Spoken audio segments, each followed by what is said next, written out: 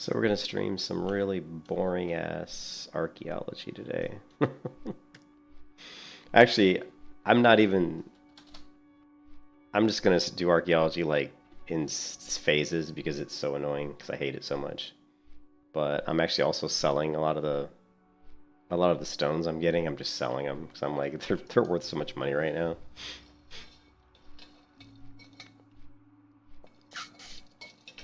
So I'm not prioritizing finishing like getting archaeology up really high. I'm prioritizing getting it up over time, but actually making money right now since money is actually pretty decent time to make money with it. Yeah, let me take a 2-minute break. I've got this horrible canker sore on my tongue, and I've got to put some oral gel on it because it hurts like hell. I'll be right back.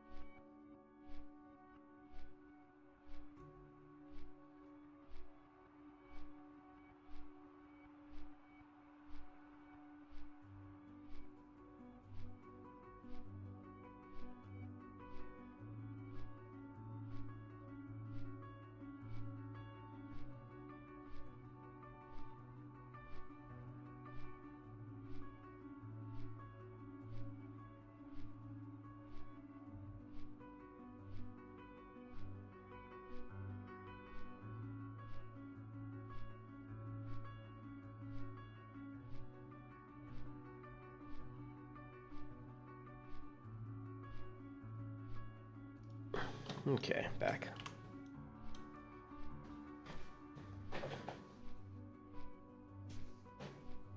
Let's do I feel like a dark version of the game today, so we're gonna crank the color up a little bit. And we are going to crank the levels up to 12. Actually, that color was too much.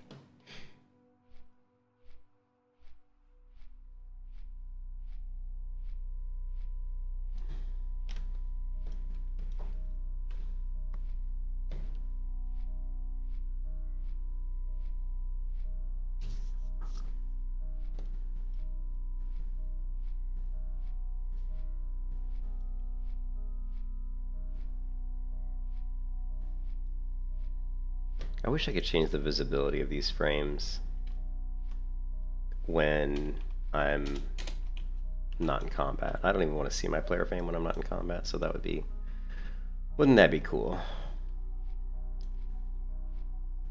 Just get rid of that. Should we grab some thorium while we're here? Nah. Thorium is so easy to farm now. I remember when thorium was so difficult to farm, and now it's like so easy.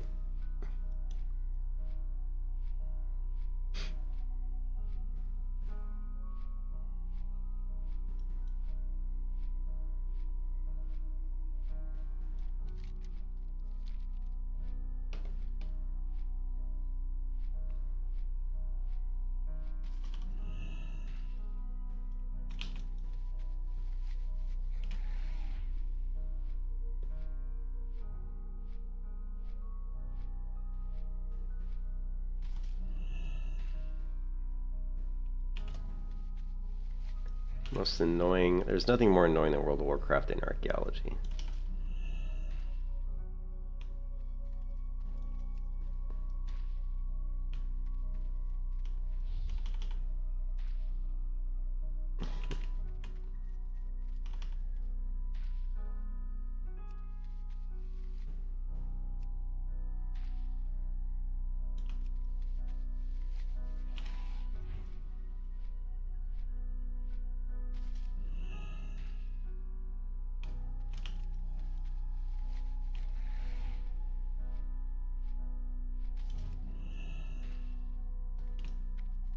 And still red.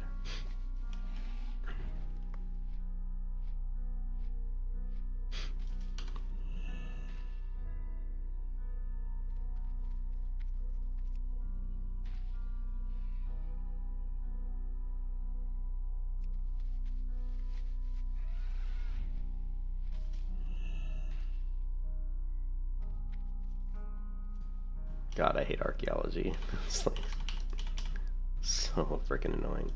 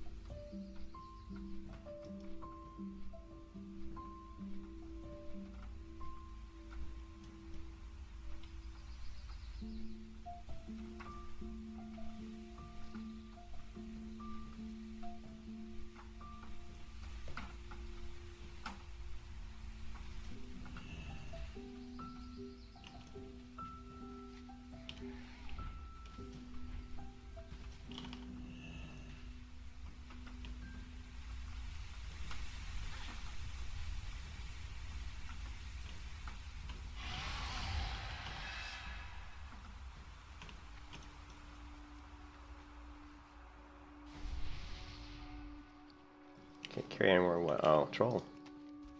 The troll. I forgot this was a troll section. Keep thinking they're only in STV, but they're everywhere.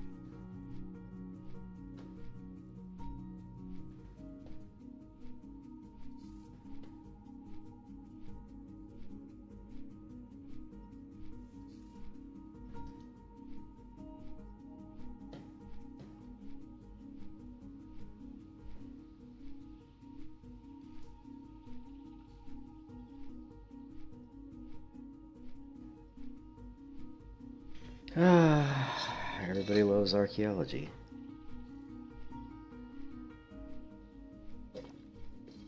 Before archaeology existed, we had fishing, which was the worst profession. I never thought they'd come out with a profession that was more boring than fishing, but they did it in spades.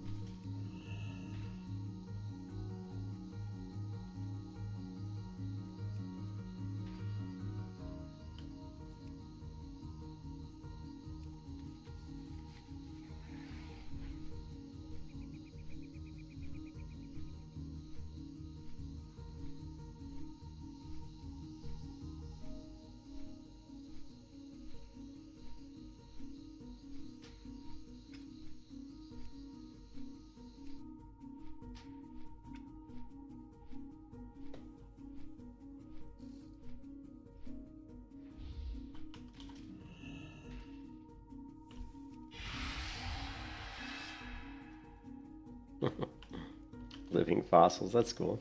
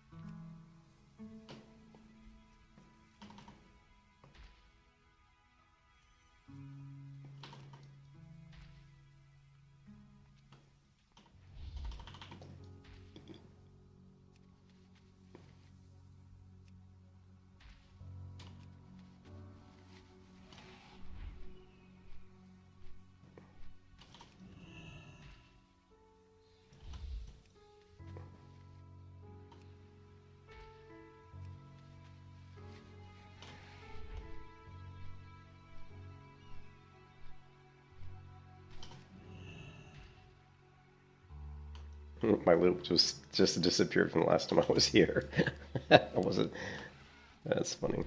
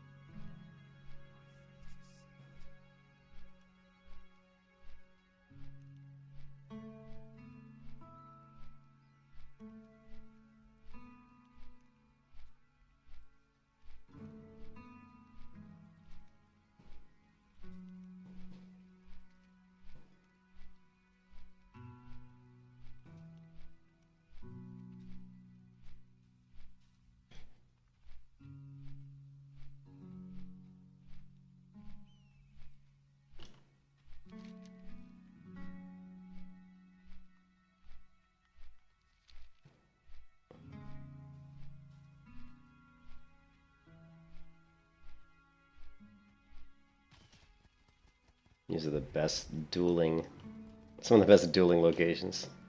Love it.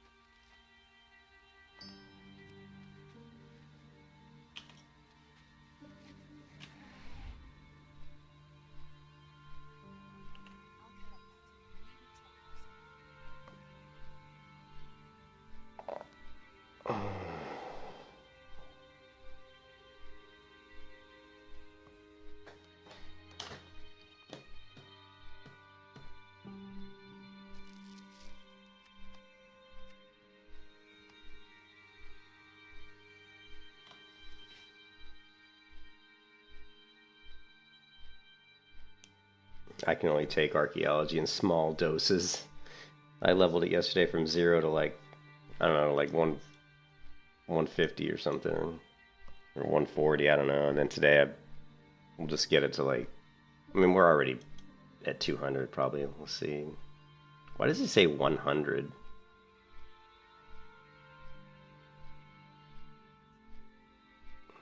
Normally it's not 100 out of 171. Not sure why it's blue. I don't really understand that. So let's go to the regular interface. So apparently it went up to 100 per, I guess, which kind of sucks. I didn't realize they did that, so that's going to make it even more difficult to raise it up. What a pain in the ass. You updated SC, tempted to check out some of the new changes.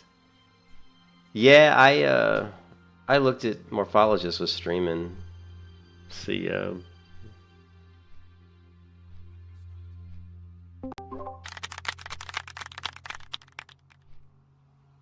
I saw. Blue is a rare solve.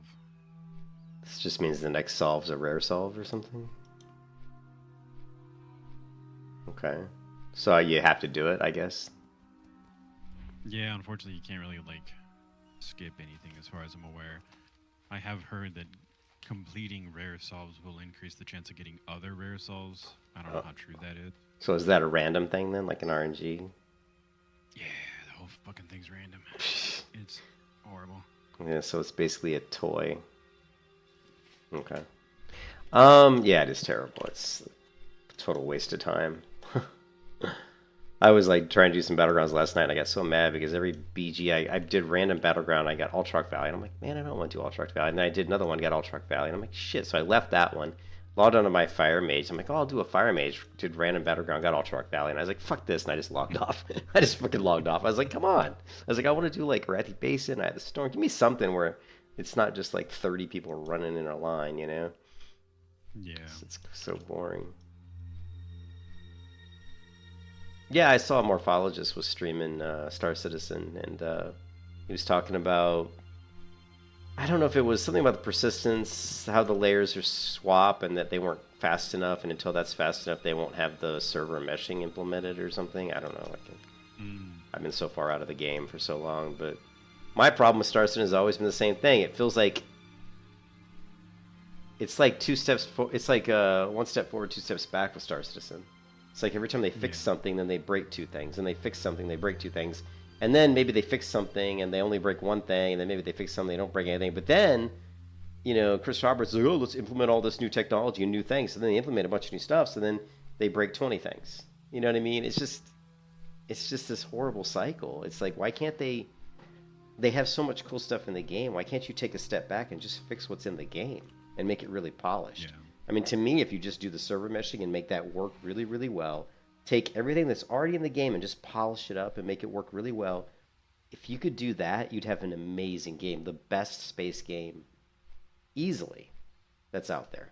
Like, not even close. Apparently, they've added some animals on some planet, which is fine. I don't have a problem with that. I mean, that's so because that's the low risk. You know, I don't think that's high risk. You know. Yeah. But anyways, that's So if they ever get to the point where it's polished, then I definitely will play it again. You know, where it's more polished and not so many issues. So, man, I love those ships, man. Those ships are so cool. I love just getting in my ship and flying around. I can do that for hours. Yeah, the big ships, they've added engineering in not on the actual live server, from my understanding, but the Arena Commander. You can check out like the idea for engineering, which has large ships use fuses and can disable pieces, and you can repair them. That's interesting. I was just gonna say, I think one of the things they could definitely do would be able to hire crewmen for your ship, like, or other players. Mm-hmm. Like maybe there's another player that's got the skill set of engineer, and you can basically pay them to come with you. And then when your ship breaks down during combat or something, they can go and try to. They're like R2D2 basically. You know, they're just trying to fix the ship. You know, while you're in combat. I think that would be cool. Or you could just make it so that, you know, actually let's do that. Let's just make it so that you build your own robots that fix the ship. and you have to go around and search for the parts to build the robot. And the better you get at building the robots, the more efficient your robot is when he repairs your ship in combat. You know what I mean? There's another idea. Yeah. So, why don't these game companies just hire me?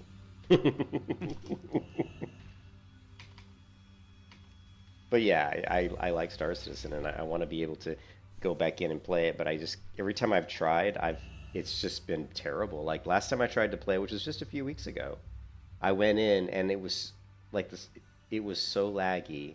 You know, you spawn in. I tried to get to the elevator, and the elevator did the disappearing thing again, where like when I opened the door, the elevator wasn't even there.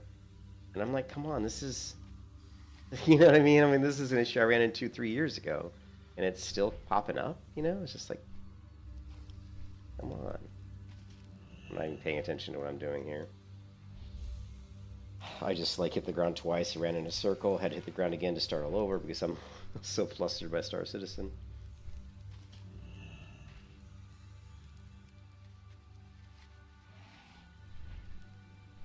I hate it when it's a red one and it points in a direction and you go that way, and then it's red and it points you in an opposite direction. I'm like, that doesn't even make sense. You know what I mean? How can it be red this direction? There was another add-on. You know? There was another add-on that I had for a little bit. I think I have it disabled right now. That used, it looks like almost like cones, like especially the red ones on dig sets that are really large. They have a tendency of being semi-inaccurate. Yeah, I don't know how the red ones really work, but I thought it was kind of interesting that this other one had. Well, Gatherer, not entirely a cone, because there is like a minimum and maximum distance for them. Yeah. The red ones especially are. Yeah, it says I saw that where it basically says if it's green, it's like 0 to 15 yards or something. If it's yellow, it's like 30 to 60 or something. If it's red, it's like 60 to 100 or something like that. But I don't find that to be accurate, to be honest. Because like I said, it'll say red and I'll fly 40 yards in the direction of the red, and then it'll point red a completely different direction. I'm like, well, why? That doesn't make sense. Like, I just went the way you told me to go, and now you're telling me to go a different way. So, it's just a stupid profession. It really is. I mean, if it wasn't for the getting like this really nice sword, if it wasn't for this one weapon, I wouldn't even be doing it. I wouldn't. There's nothing that would make me do this. It's just the one sword is the only reason. Because I'm a paladin, and it'd be really good. And it's only gonna last for one raid tier. Yeah, exactly. Either the PvP or the gear itself. It'll just last for me until I get the PvP weapon. You know what I mean?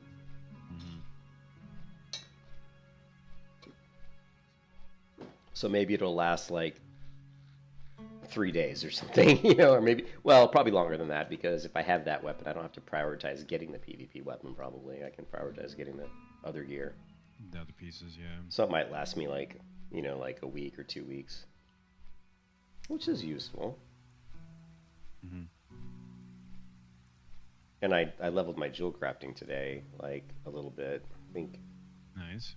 It's such a pain to level. It's 400, and it was like 325, so I leveled like 75 points. So I still gotta finish that up. And then I'm still not done, because then when I get that max, then I'm dropping mining, and I'm picking up blacksmithing, and then I've got level blacksmithing all the way up. So... You got all your ore for that? I've got a lot of ore, and I will, when I finish JC, I'll probably fly around and get some more ore. But getting ore is, outside of, I would say the Burning Crusade ore is the hardest to get. I found the Wrath of Lich King ore easier to get. Thankfully, that's not a huge bracket range. Like you can do. Yeah, it's not. To 300, and then only need like 50 levels from TBC.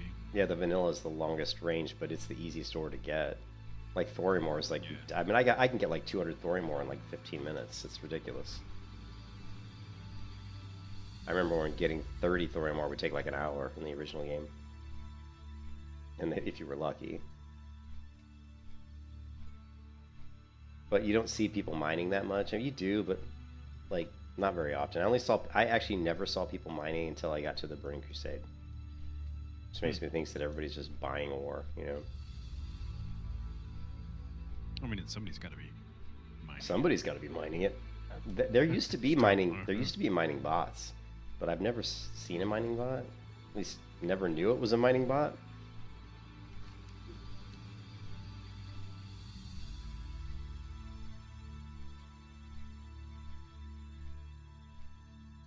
Yeah, I mean, Star Citizen, I would like to go back and play. Let me know if you play it and if it's stable. If it's stable, I'll play it. But it's got to be stable. I Yeah, can't go in there and have it yeah, I get that. taking a shit on me every 20 minutes, you know? Yeah, apparently they added water physics or water effects if you put Yeah, your I ship saw close to it. Morphologist had I think a short maybe, or somebody had a short video, Oh yeah. and it looked pretty cool. And they've added, well, just water in general is a lot better. Yeah. One thing I think is interesting is the character creator. You can actually like save your character and then import it next time that you need to. So that was kind of cool. Oh, so they can, okay, that's cool. Because So they essentially you wipe can it all take the, because they time. wipe it a lot. Yeah. Yeah. You Are can take they, your time and then import it next time. everything still gets wiped though. Like everything you do now still isn't going to persist, right? Or does it? From my understanding, they did wipe the economy because they did some retinkering or whatever. Oh, I know they changed the price of the ships, and they wanted to ensure that it felt right. Is the words that I recall. Like you couldn't use like this whole bunch of money that you've had saved up and just buy everything. You had to like go and work for it. So they wanted to make certain that that was the right way they were wanting to make it. So I know they wiped the money. I don't know about the rest of it though. I haven't gotten on to it quite yet. I just downloaded it last night. Almost got onto it this morning, but then I was like, oh, I'll do some archaeology, and then I've just been brain dead flying around. Yeah, me too. Total brain dead. I'm like, I'm gonna stop, and then I'm like, one more solve. I just keep, I do it until I can't take it anymore. You know what I mean? It's like so far, Yeah. it's okay. And I like then I get to a point I'm like, fuck this, I can't do this anymore. I did like yesterday I got to like 120 and I'm like, oh my god. And that was like Yeah. 2 hours or something. Maybe longer. I I don't know. wish that you could still get level up by going to the correct. Like if you got to 300 and then went to TBC and then surveyed there. I wish that would level up a little bit without having to use solves. But as far as I know, it's only solves past level 50, which is like, Stupid. It's just there's no like if they did like I said, if there was more things to get out of it, like if you got more like gear and rewards and things that were usable, it would, you know, people would be more inclined. Even if it was just like random stuff, like, oh, hey, you got some really cool potions or some really good consumables, you know, anything. Yeah, I could see consumables being a thing. That some of them do sell for pretty penny. I've seen one that was 200 gold, one great item sold for 200, one sold for 375. Oh, really? Excuse me, 375. Oh yeah, these two great items I have are 5 gold each. This one's 1 gold. I actually I listed a bunch of my tablets this morning for like 500 gold. It's just like because they're not because once everybody gets it all done, it's not going to be they're not going to sell for that much. It's not going to be profitable. It's not going to be profitable.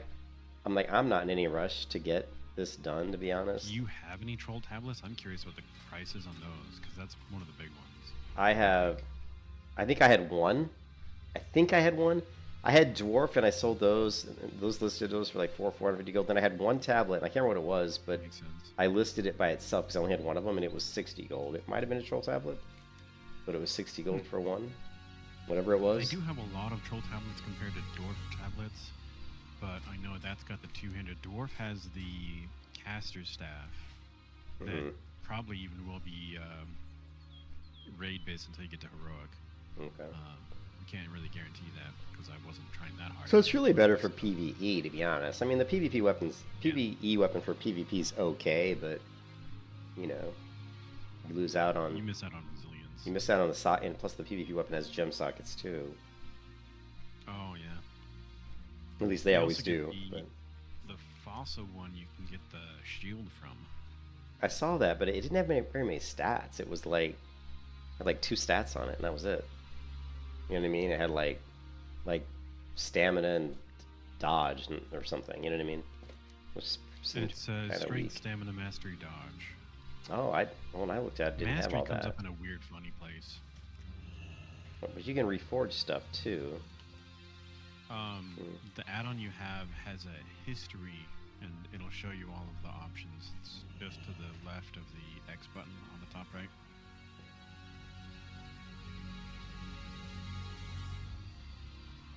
These are things that people find, or what? Yeah.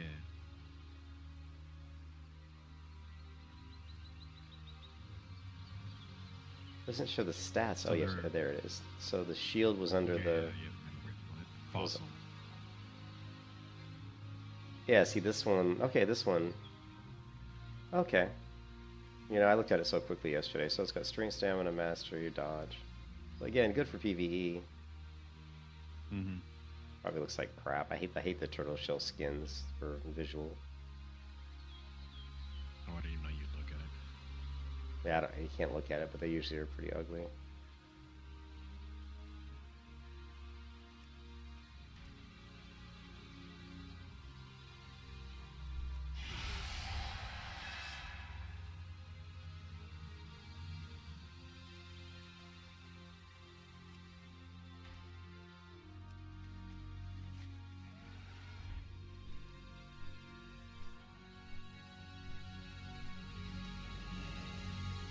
Yeah, the two I'm really looking for is dwarf and troll.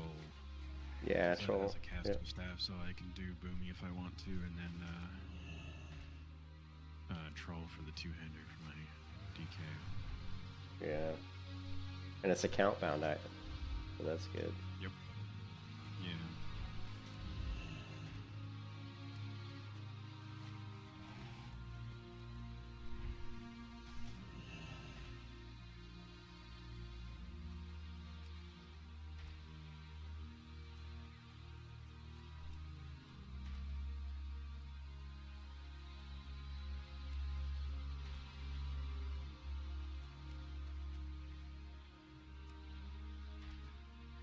Are you trying to save your fragments until you get up to 450 or something?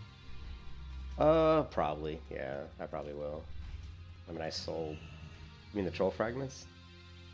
No, I just noticed that you could solve things to level up. Oh, yeah, I usually just... I don't solve until it tells me that I have to, because they're full. That's usually when I solve. Hmm. So... But yeah, I definitely want to save my troll. I have my troll maxed at 200 when I hit to 450. That way I can just automatically, solve some. It's 450 when you... Yep. I'm gonna wait for 450, unfortunately. Man, how many hours do you think you put in just to get to 450? God. I don't know. I wasn't counting. I had a day that I took off sick and leveled it up to 450, so that's the only reason why. It was Thursday. I started yesterday, and I was just... we were at a couple conference calls, and I just was kind of listening and trying to do this while I was listening to the conference calls. I think that's probably the best way to do it, is like be watching a movie or something. That's the way I do any profession, to be honest. Like whether I'm mining or... I always try to find like a movie or something because it's so boring. Mm-hmm.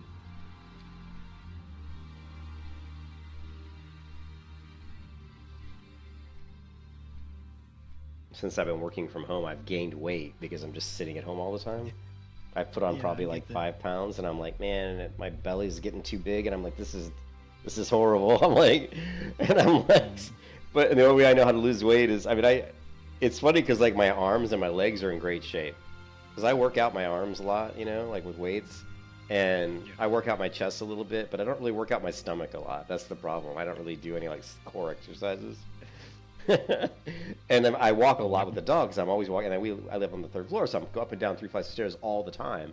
So like my legs and my arms and my shoulders are in great shape and have like hardly any fat. But then I get this fat around my belly, and it's just, I hate it. I'm like, oh my god.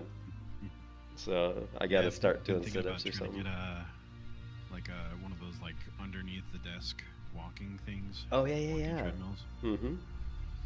I just have it. They're a couple $100. I'm like, I'm gonna have to force myself just to start doing a lot of like, core exercises, crunches and sit-ups and push-ups even help because you got to keep your back straight. Right. And I like push-ups. I've always enjoyed push-ups. But I just gotta get off my lazy butt. I actually laid out on the balcony in the sun this morning. It's just for the first time in a long time. I took the dog out there, and I'm like, you know what? I'm just gonna lay here in the sun and work on my tan. And I laid there for like half an hour, and I'm like, okay, I'm sweating. That's 30 minutes. 30 minutes in Florida actually that'll get you something. I'm like, okay, that'll probably make me a little pink tomorrow. Right.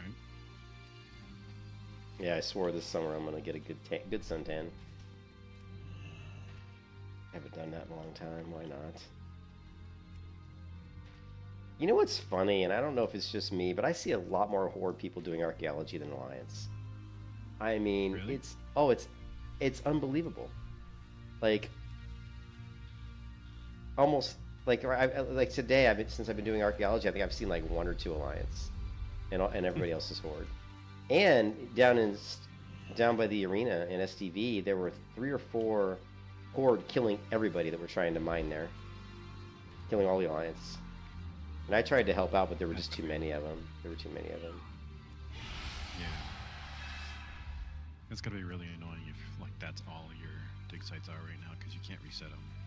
Yeah, there was 3 or 4 Horde, and I jumped in, attacked, and I was trying to help somebody out who was getting attacked, and then I realized there's no way I can kill these guys. And so I bubbled and ran, and luckily they focused killing the other person, and I was able to get away. I always love in Battlegrounds because people are so dumb in Battlegrounds. Like, I'll be in a Battleground, I'll be running down to gold mine or something in Arathi Basin, and I'll be me and one guy, and we're going down the hill, and I look down there and I see 6 Horde. I turn around. I'm like, I'm sorry, but 2 of us aren't going to win against 6 Horde. And the guy runs down there and just gets annihilated. I'm like, what are you... going. It's just like, why... I'm like, what are you doing? Just feeding, you know? And I'll never understand that in Battlegrounds. Don't you understand that 6 against 1 just does not work? You know? The only time I'll give it a go is +1, right? If it's 2 versus 3, I'm like, okay, I'll give it a go. If it's 2 versus 4, usually I won't. Because it's just too tough. It's too tough to overcome those odds. Now, if the player I'm playing with is a healer, then I'll give it a go. Because, 2-4, yeah, if they're all DPS and he's a healer, yeah, because if he's healing me and he's good, I can take some people out, but... Or if it's like, like a blood DK or somebody I know who can take a hit. That's actually when I want to run arena-wise in CataClysm. I want to get a 2's team with a DK. Get like a decent blood DK who can stay up a long time. I wasn't paying attention and Wintergrass went away. Oh, you missed... Yeah, I haven't really been focusing on... I actually got maxed on honor and bought the dagger for my rogue, who I haven't really played much. And then... Nice. And now I'm sitting at 2,000 honor, 2,033 honor, but... You get all the 270 and 277 pieces? What 270 pieces? All the honor gear that you can get in Dalaran. Dalaran honor gear. I've got all just the regular Wrathful gear. Oh, you mean the really good ones? Yeah, but you can only get just the weapon, really, I think, right? No, you can get I've got a 4-set 270. No way. Oh, well, I do. Dalaran. Well, yeah, I do. 3 a piece or so. I've got 270. I guess I do. Yeah. I got 270 legs. So basically, you just mean the veteran or whatever, veteran or like vendor. Yeah. I've got all that. Yep. Okay. I thought you meant like the elite dude because he only sells like the weapons. Nah, yeah. Yeah, so like I don't know what my gear score is. I don't know if my Avian tells me, does it? Yeah, like my gloves are 270, my belt's 264. Yeah, my legs 270, chest 270, shoulders 270, head 270, and then my weapons 277. And then unfortunately my trinkets are 200, but they're supposed to be best in slot.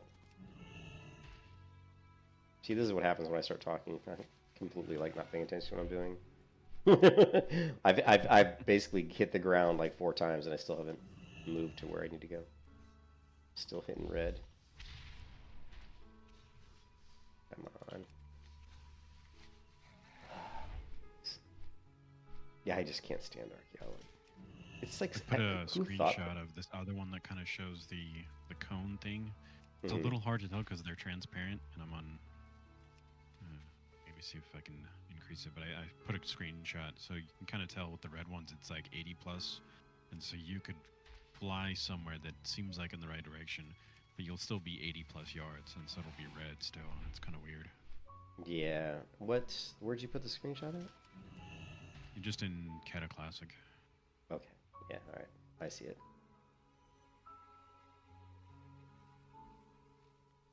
Oh, so it's got little dots that...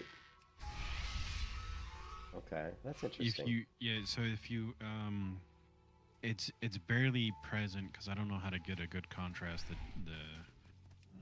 transparency or opacity is pretty low, but you can kind of just tell where the cones happen, and so it's kind of apparent that Yeah, I see if it. you get a red I in a see it. real large one, you could go 80 yards, but still be 80 yards away. Yeah, I see. So there is a cone. Yeah, that makes sense. So it's not directly in a straight line, it's a cone. Okay, yeah. That's why. Yeah, and yeah, Yeah. so it's like it makes sense, but it doesn't really explain it that well. Like, I'd Mm. almost wish that it had like some ground effect that was built into it that would kind of show like, oh, it's in this general direction instead of just the spyglass. Yeah. And the thing with the cone is the further you go, the further off you could be.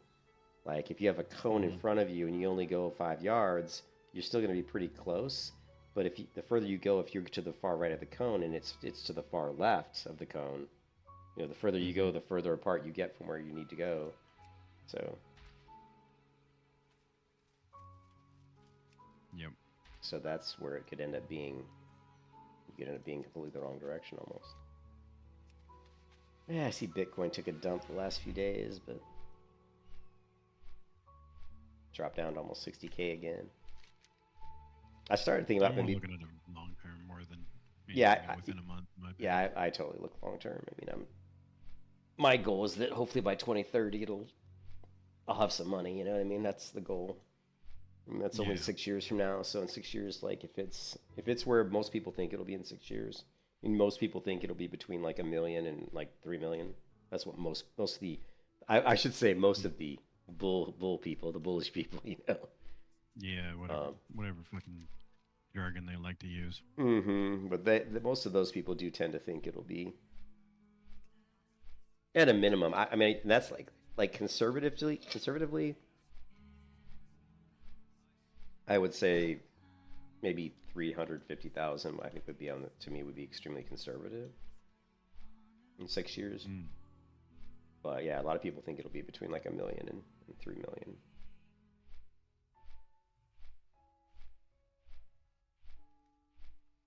Just as long as I can get my my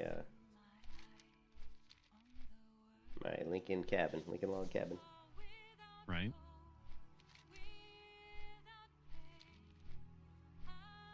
It'd be nice to just have a home that's paid off. You don't have to worry anything except for Hmm. whatever maintenance fees or Well, and whatever if it we is. build it on my wife's parents' property, it'll be really low.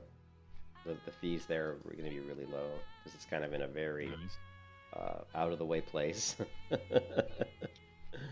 Here, I'll. Is that area gonna have to have like a septic tank, or do you have sewage systems? There's actually a well on the property there, but we would probably have to put in a septic tank. Hmm. If we built, they have it basically. Let's see if I can find it.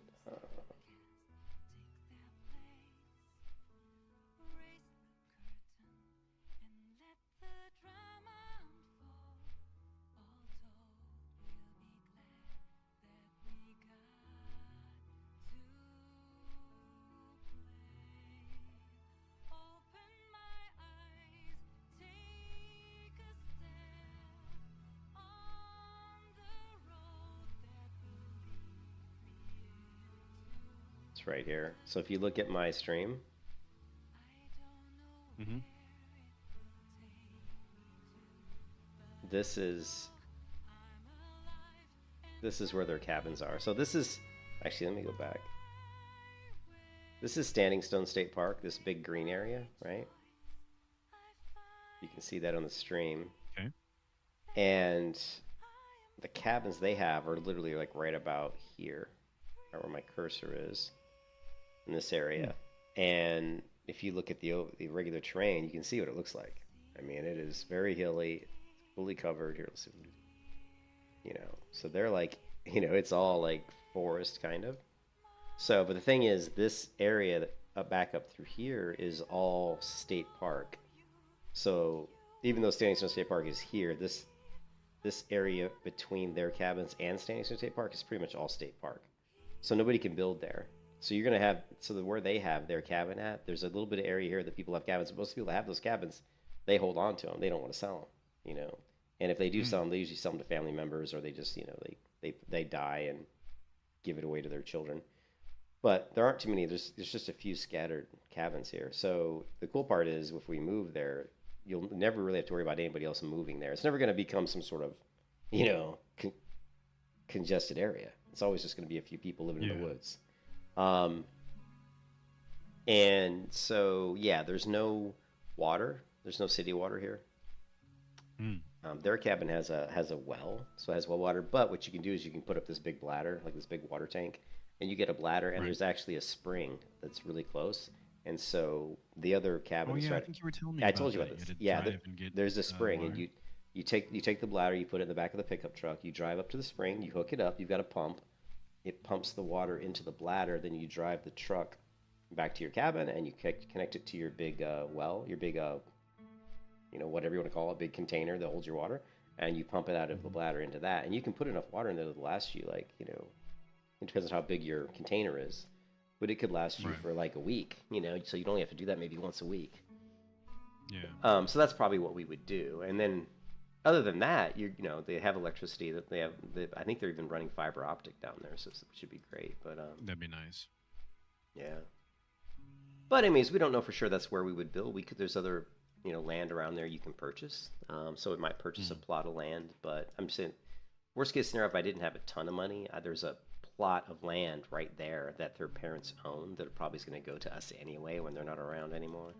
Right. So we'll probably have that land, and we could just build the cabin right on that piece of land. The only bad part about that is the road getting back. There's a little. It's good when the weather's good, but if the weather gets really, really bad, that road can get really kind of nasty. You really need a good off-road truck and some skills. Well, there's a guy that lives in a cabin there, and he's got a tractor, and he actually is a super nice guy, but he's not going to live forever. He's like, I think he might be a couple years older than me.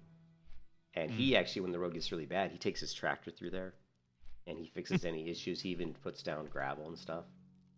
Nice. So he kind of maintains the road, and people who live in the cabins there usually give him money, just like donate money to him for his efforts. Yeah. But if he's gone, who's going to maintain the road, you know? Yeah. Who's going to pick up the slack? Who's going to pick up the slack? So, like, for example, Amber's cousin, who was at the cabin, one of the cabins there that her mother's sister owns, she's living at that cabin right now with her 2 kids, and she went out, and she's got a big SUV, like a big Suburban. She's got a big, massive Suburban, right? So you know that thing weighs a ton. And she got stuck. It was like raining one day, and she drove down that road, and the rain had puddled up in one of the bottom areas, and she drove the Suburban through it and got stuck, and she couldn't get out. And Gary, the guy with the tractor, came down, and eventually I think he got her out. But a lot of that's her fault. You have to understand that when that road's that bad, you don't drive. You just stay home. You know what I mean? You let the water. Man. Stay at home. Yeah, when it's that bad, you stay home and just let the water, let it drain down or dry out a little bit before you take a big truck through. Plus, she went through at the wrong speed. She went through too fast, and I don't know. You gotta be careful.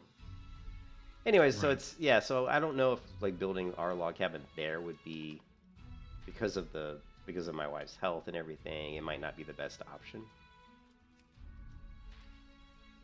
Also, my mom has a really nice house in Mountain City, Tennessee, which is a really nice place.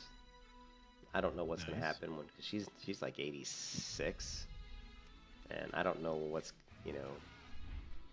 I've been tempted to talk to her about her house and say, hey, or maybe not talk to her, talk to my sister, because the only people left are my sister, my brother, and my mom. So if my mom passes away, which I know she probably doesn't have a whole lot of years left, unfortunately, I'm sure the house would most likely just be split among the 3 kids. But what I would prefer to do probably would be to buy my sister and my brother out, because they both have houses and I don't have a house. Not currently anyway. I'm living in an apartment. So I like to talk to my sister and say, hey, can I just buy you guys out and I'll take the house? And then when I build my log cabin, we can sell that house, and then if you want, we can split the money or something. Or, well, I guess at that point I'd probably own it anyway, but probably I don't know. Keep it, 'cause it's your house.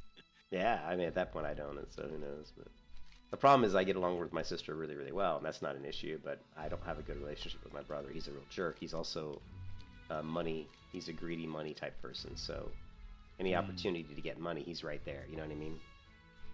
Yeah, that's unfortunate. Yeah, and that's why he doesn't have a good relationship with me or my sister or my mother, to be honest. Because that problems he's always had with family members is always around money. It's always been around money, and which is so weird because like growing up, you know, he was always kind of like that, I guess. But I don't know, whatever. He was always he's a nice person, but for some reason, he's just weird about money, I guess. I don't know. He's a what do you call it? He is a what's the word? He's a prepper, right? Oh. Yeah. He once sent me a message. Like, he used to come and watch my streams on YouTube, like not like a year ago. He did, which was really odd because we didn't have a very good relationship. And then he would watch and come in and say stuff, and we even talked about maybe playing some Fortnite together. And then he just disappeared, and I haven't seen him since. But yeah, he told me at that time he's got like 20,000 rounds of ammunition. So don't go breaking into my brother's property. Right. He's got lots of guns, lots of ammunition. He's a big Trump supporter. He hates the government. You know what I mean? It's just one of those things. Like, so he's a little hardcore, I guess. Very different than me. You know what I mean?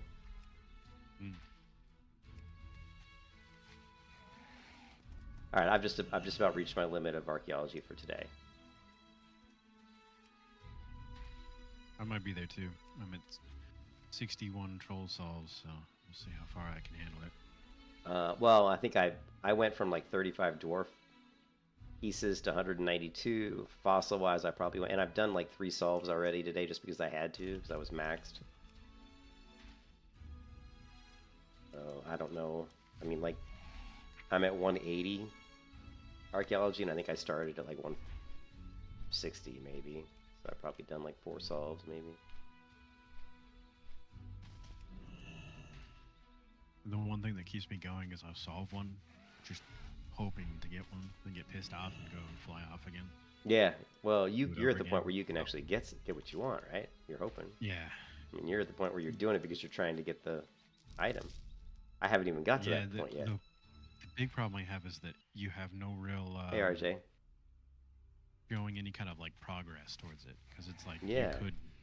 It's so like, I don't know that I'm at any closer, but when you're leveling, it's like, oh, I got 5 more levels, like 10 more levels. Yeah, there's no... It's just... I mean, that's a little nice, but, yeah. Yeah, RJ's saying he's like 400. I'm like, what am I, like 180 or something? But I'm a lot higher than that if I do all my solves. You know, I'm probably like well over 200. I'm probably like 210, 220 if I do all the solves that I can do.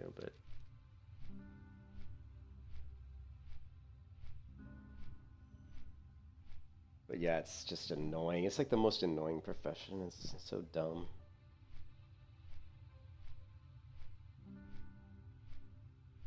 Yeah, it really makes me think every time that I do it. I'm like, all right, it's the last time. I'm not doing it anymore.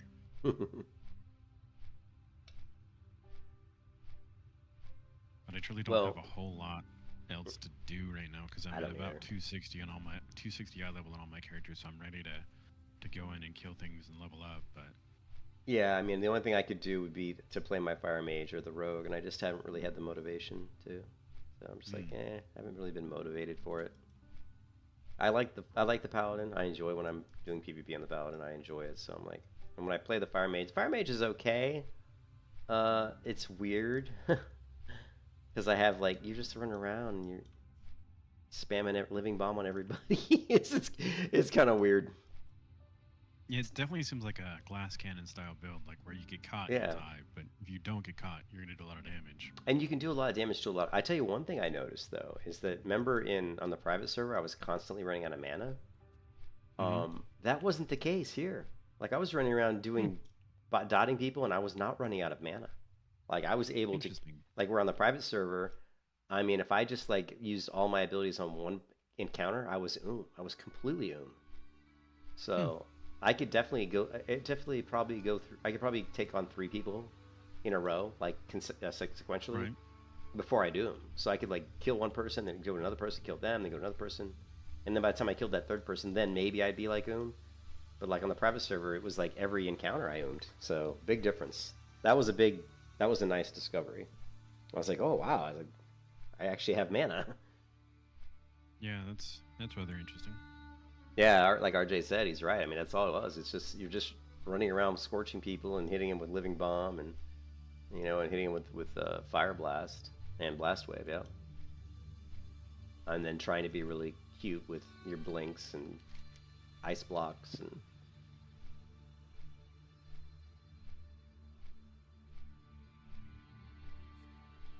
it does a lot of damage though, because I'm just geared with like the Furious gear. I don't even have like the Wrathful gear at all on my mage, and I pulled like 500,000 damage, which is about what my paladin does in PGs. My paladin's like fully Wrathful geared, so I was like, and that's the case though. Whenever I do battlegrounds with paladin, it's almost always a mage that's at the top of the DPS.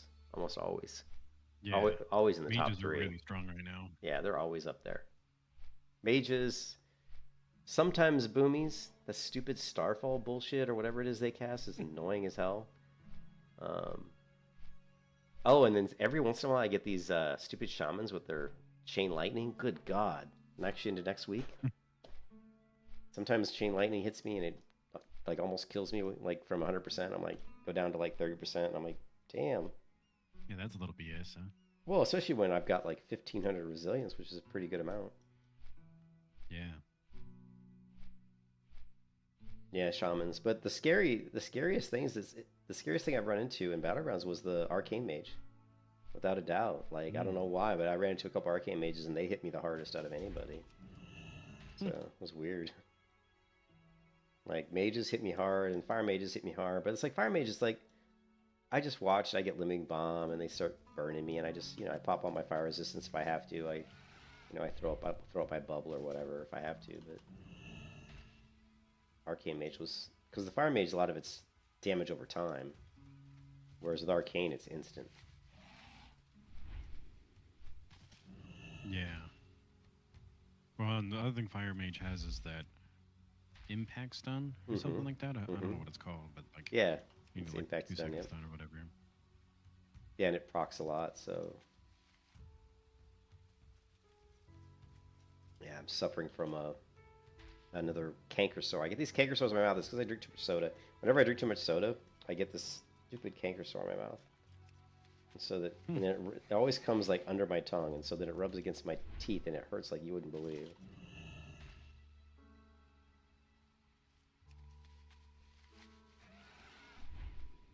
And also, my jaw is hurting for some reason, like my tooth.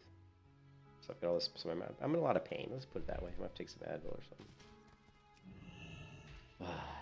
That sucks.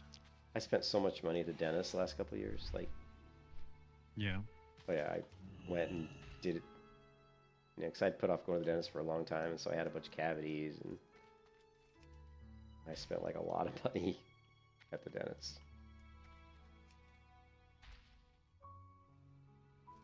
What I really need to do is take my cats to the dentist, get all their teeth cleaned. So I'm worried about that. 3 cats, teeth cleanings. Oh my god, that's gonna be a shit ton of money.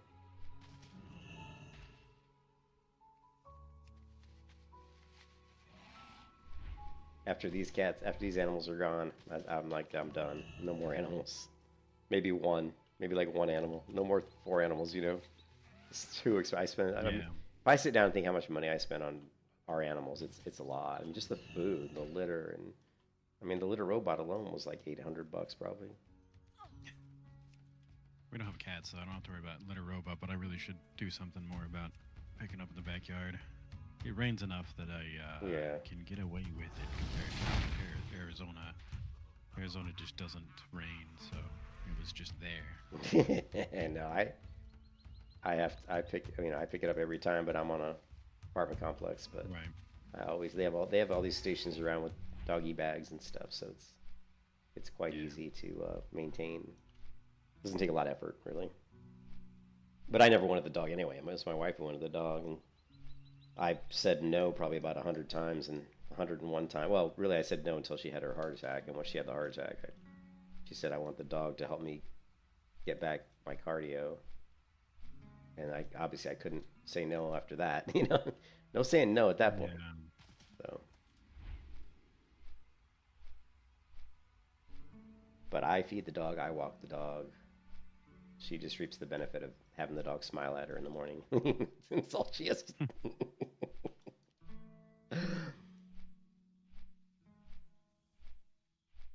Alright, yeah, I'm done with this. I am going to get out of here. So I ended up getting 2 troll tablets and 3 dwarf rune stones.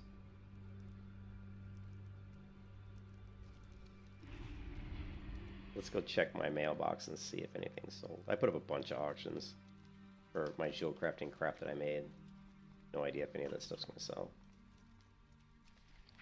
Alright, so I sold the troll tablet for 105 gold. I sold my highborn. It was the highborn scroll, My girlfriend, which I don't even know what it is, but it sold for 60 gold. That's night elf. Yeah, so I sold. Okay, so That's I sold. gonna be the one for healer trinket. I sold 4 troll tablets for at 100 gold per tablet. Okay.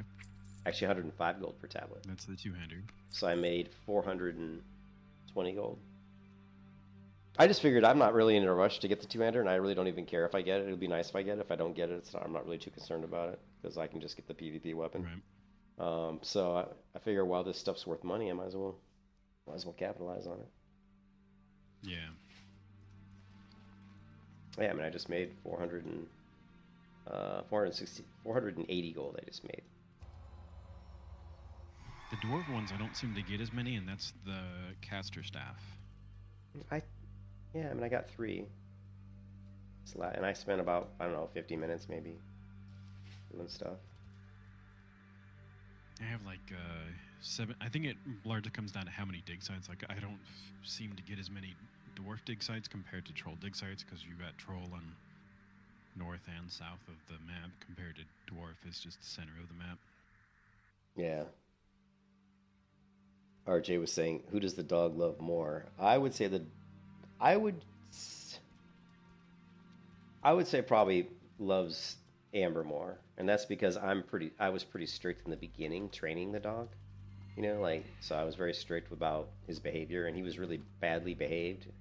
He would chew like the baseboards in the rooms. He would literally chew the baseboards, and so I spanked him pretty good for that, and then he would chase the cats a lot in the beginning, and I was on him for that. I was kind of on his butt a lot in the beginning, and now that he's good. Now he's let out a little bit. Yeah, now I've trained him, and he understands that I'm the boss, and he does what I say, and now he's very good, very well behaved, and he loves me. When I come home, he's super excited to see me, and he always comes over and does what Amber calls the dog worship. Like if I sit down in a chair, he always runs over to me and sticks his head between my legs. She says that's how golden retrievers, that's how they worship you.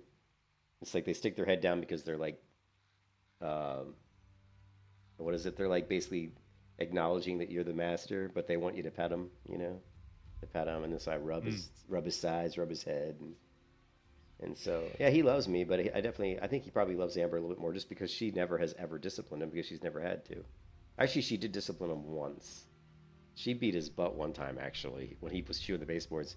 She dragged his head down in front of the baseboard, and she spanked him really good. I mean, he was scared of her for about a day, I got to tell you. And, yeah, that was about the only time I think she ever disciplined him. But, yeah, so I think he's more, loves her more because he knows that all he gets from her is love, whereas sometimes I can get on him. But the cats, though, like, we have 3 cats. 2 cats, definitely, I'm their favorite. And then the 1 cat, Anubis, Amber's Anubis's favorite. So. But I'm very nice towards animals. I don't ever like to really spank an animal. I never hardly ever hit the cats, ever. The worst I do with them is just might yell at them. I have a squirt gun, so that's really what I do with the cats. If they piss me off, I squirt them with the squirt gun. That works really well with cats, by the way. But the dog, because he's not very bright, so sometimes a good old spanking is necessary. You just smack him on the butt if you don't have to hit him hard. You just smack him on the butt like 3 or 4 times and say no. He gets the idea. And he's got a big old rump. The dog, he is so big. He's probably about, I'd say he's about 90 pounds at least. And he's like no fat on him. He's like totally in perfect shape, you know? But he's easy because he just eats the food you give him. He doesn't really beg for food that much, whereas the cats are like, the cats bully me. They like, when they're hungry, they circle me like sharks. They literally circle my chair, my computer chair. They'll like walk around it and like rub against my feet. And I'll be like, I'll be like, get away, get away. And then they'll start jumping in my lap. And then sometimes they'll just sit by their food bowl and just stare at me. I mean, they literally bully me. You know, they're horrible. They're like little demons. Yeah. And after a while, it wears you down. You're like, all right, fine, here's your damn food. You know, dog doesn't really do that. Anyways, so that's funny. Where is my rogue at? Level 14.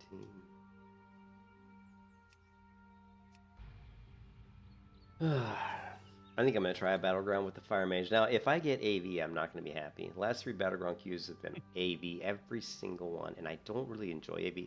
Although AV and the fire mage probably is, I can just stand back behind people maybe and do damage.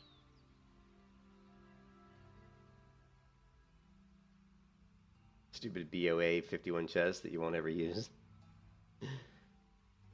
What? RJ said the only thing he's gotten so far from archaeology is a level 51 chest. Oh, I hadn't even gotten that. Only I've got the best thing that I've gotten is a mount that I'll probably never use. Oh, you got the bone mount? Yeah. This is the second time WoW's frozen today, like on the loading screen.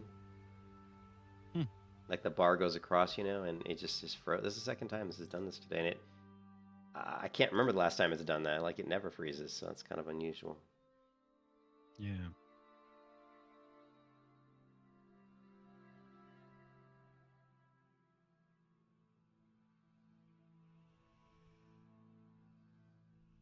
So Cargos was streaming again, and I watched part of his stream the other day, and I couldn't.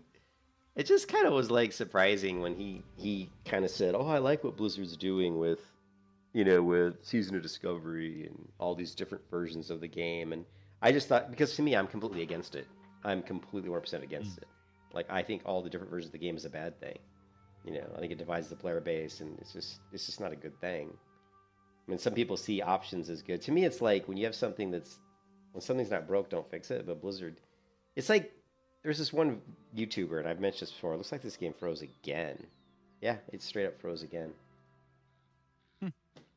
Where's the folder that you clear? Let's see. Cache folder? Yeah, hold on a second. Yeah, the Blizzard, the BattleNet folder. Wow. Delete. Cached. Battle.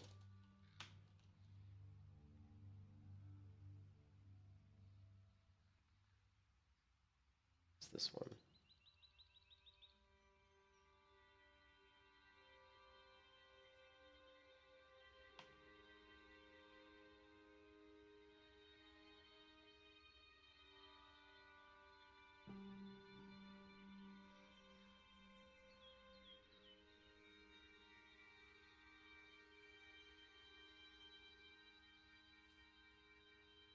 So what you do is you go to program data, you go to the Blizzard Entertainment folder, and you straight up delete it.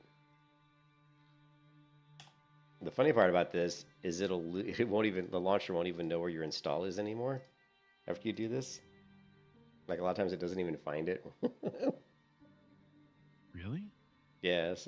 But this is the recommended way to clear out your cache though. Let's see if it does it. Yeah, a lot of times when I do the photo, it'll be like, oh, you'll have to relocate your exe basically. Let's see if it finds it. No, it looks like it found it. Yeah, when I did this on Classic, like the vanilla Classic, it would like lose it. Yeah, Cargos has been streaming casually, but I don't agree with the idea of creating all the different versions of the game. There's actually, it's basically like there's a good YouTuber that talked about this, and actually he gets hired by companies to fix their problems. Companies that come out that are super, super successful, and all of a sudden they fall off, and for some reason, like they become very unsuccessful in a very short amount of time. He goes and works with them to try to turn them around. And he said the most common thing he sees is a company that starts off with a business strategy, and they're extremely successful, like very successful. he says the most common thing they see is they start trying to branch off in all these different directions and they get away from the core thing that made them successful in the beginning. He said that's the most common trend. And to me, that's what video games that are really successful do. And Blizzard's a perfect example. I think they had something that was really great and worked, and they started trying to branch off too much in all these different directions, and they lost what really was made them successful. And instead of really fixing it, they just, in my mind, it's like they're chasing the ghost. You know, you're chasing the ghost of what once was by just throwing feelers out in all these different directions based on feedback. But you can't listen to the community and ask them what's wrong because you're going to get 10,000 responses. And if you try to like somehow throw darts at a wall to hit all these different responses, you're scattershot. You know, you're going to hit on some things, but you're going to miss on a lot. And so it's just this never-ending battle where you're not really winning, but you're not really using. You're just staying afloat. That's the way I look at Blizzard. They're not winning, they're not losing, they're just staying afloat because of this scattershot mentality, you know, instead of just basically stopping and refocusing on what really made the game great in the beginning, you know. And when Classic WoW came out, like Vanilla Classic came out, I don't know a single person that I met so many people playing it back in 2019 who had never played Vanilla before. They came in WoW like much later. I never met anybody who played Classic and didn't say, "Man, this is amazing." Every single person was like, "This is amazing." People who I didn't play Classic era, but yeah, I would be one of those people. Yeah, who basically came into World of Warcraft maybe around like, you know, after Wrath, I would say after Wrath, or even during Wrath. They came into Wrath or Cata or Mists of Pandaria, and then they went back and played Vanilla and like, man, this is awesome. You know, I never met anybody who didn't say that. I never met anybody who said this sucks, you know. And yeah. So should have done is what they should do, which they will never do, but what they're doing is, like I said, I think it's just they're listening to the community and coming up with all these ideas and throwing darts at them and trying to see what sticks. And it's just too much. You're trying to do too many things, and yeah, I don't know. You know, it's hard though. A lot of people think that gaming in general is dying. I think Cargo said that in one of his streams, which kind of shocked me a little bit because gaming's never. I don't think it's dying. I think it's just got totally a lot of options. Yeah, I totally disagree with that statement. I mean, I don't think it's dying at all. I mean, gaming is still probably the biggest. It's the biggest entertainment industry moneymaker in the world. Yeah. You know, it's overtaken the movie industry. So yeah, I think probably it feels that way to older people because you're older. Like if you go to people that are like 10 to 15 years old, I guarantee you they're probably all playing video games of some sort, just maybe not the ones that you would prefer to play. They might be playing mobile games or lots of, you know, who knows, maybe it's VR, virtual reality games. I mean, to me, that's the space that, to me, AI and VR is where the games should go, is where they're going to go. Like, we're going to get to the point where it's going to be crazy. You know, you're going to be in these VR. I think the hardware's still a little expensive for it to be like it's too yeah, but I'm saying eventually. I think that's where we're going to go. I think right now the hardware is too expensive, and I still think the tech isn't quite there. It's good. Like if you buy the most expensive stuff, I've never used it, so I don't know, but I've heard that it's excellent, that it's really good. But you have to have like a ton of money. Like there's one VR headset that I think was like, I'm trying to think how much it was. I think it was like 6,000 or 8,000. But I mean, who? You know, the general populace isn't going to pay, especially in today's world. Like I saw a YouTube video the other day that basically said the average credit card debt in the United States is skyrocketing. It's just because nobody can afford it, and that people are starting to not pay their bills in the United States. Now, not the bills that matter, because the bills that matter are like your electric bill. I mean, if you don't pay your electric bill, you don't have power, and you can't really live without power. At least you don't want to. And so, but people are not paying the bills that they can, you know, like credit card bills. They're not paying their credit card bills. If people have student loans, they just stop paying their student loans. If people have medical bills, they're not paying their medical bills because they can't afford to. You know? And so do you think people can afford $6,000 for a VR when they can't pay their bills? No. So yeah, so I don't know. I don't know what's going on, but all of that, once again, there was a great line by I think it was My Financial Friend. He's one of my favorite YouTubers on crypto. I think it was he who said it, or it might have been Lark. Lark's another one. And he might have said it too. I think it was My Financial Friend. Or it could have been Cryptos R Us, because Cryptos R Us is my other favorite one. One of those guys said it. He said he was talking about all these things in the world and the global economy and all the things that are going wrong and all the bad things. And at the end, he said it all leads back to crypto, and it was it was so true.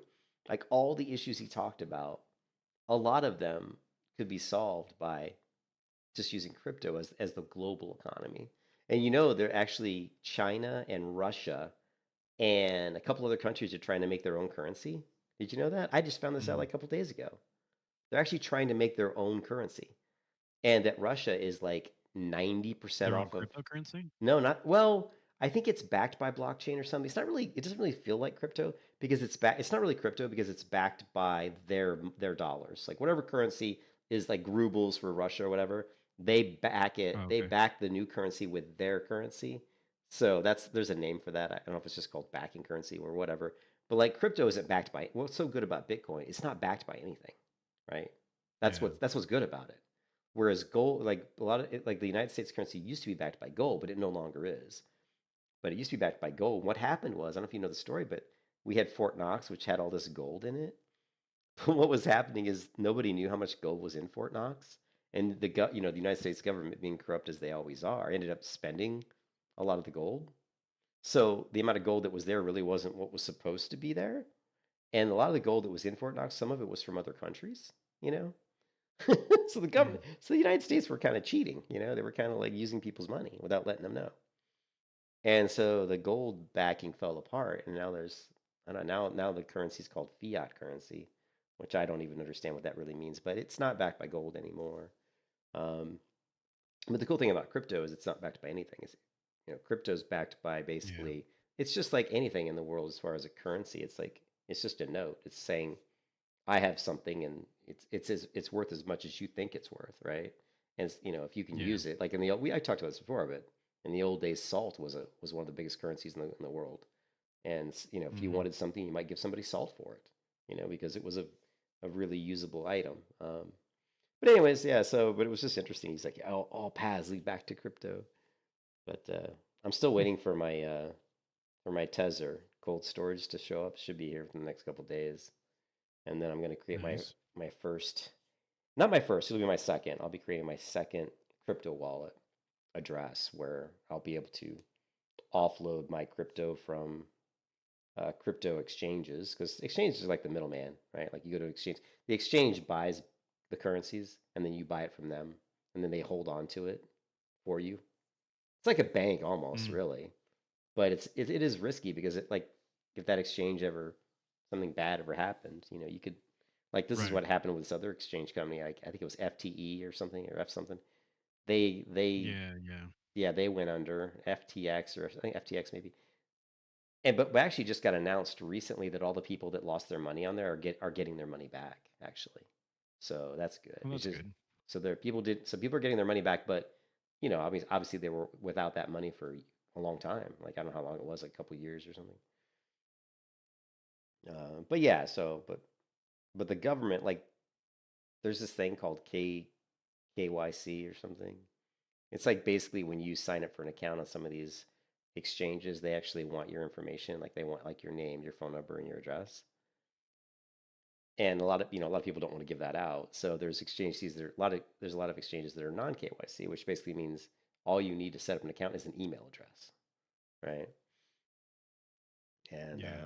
but the whole point of crypto, what's cool about crypto is once you get it on cold storage, it's just on the blockchain at an address. So nobody really knows who owns that address.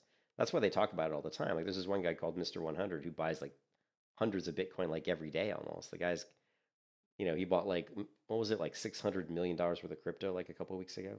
And you're thinking, man, who's got this kind of money? But nobody knows who it is. All you know is the address, which is just a big hash, right? Or like it almost looks like a GUID. Right. And but nobody really knows who it is. So the whole point is you're safe. Like the whole point is the government can't just come and take your money. Because if they did, if they came and took your money, they wouldn't even know whose money they're taking. So then the whole world would Right. probably revolt against them. I mean, think about that. What if the government said, "Well, I'm just going to track down this hash and confiscate this Bitcoin"? Well, don't you think the whole world would probably turn against you? Because it's like, what reason do you have to do that? Like, how can you give a valid reason for just basically taking somebody's money when you don't even know who it is? You know what I mean? Yeah. So that's what protects you is because the government can say, oh, well, you committed a crime, so we're going to confiscate your assets. Well, if they don't know who you are, they can't just go and confiscate your assets for no reason.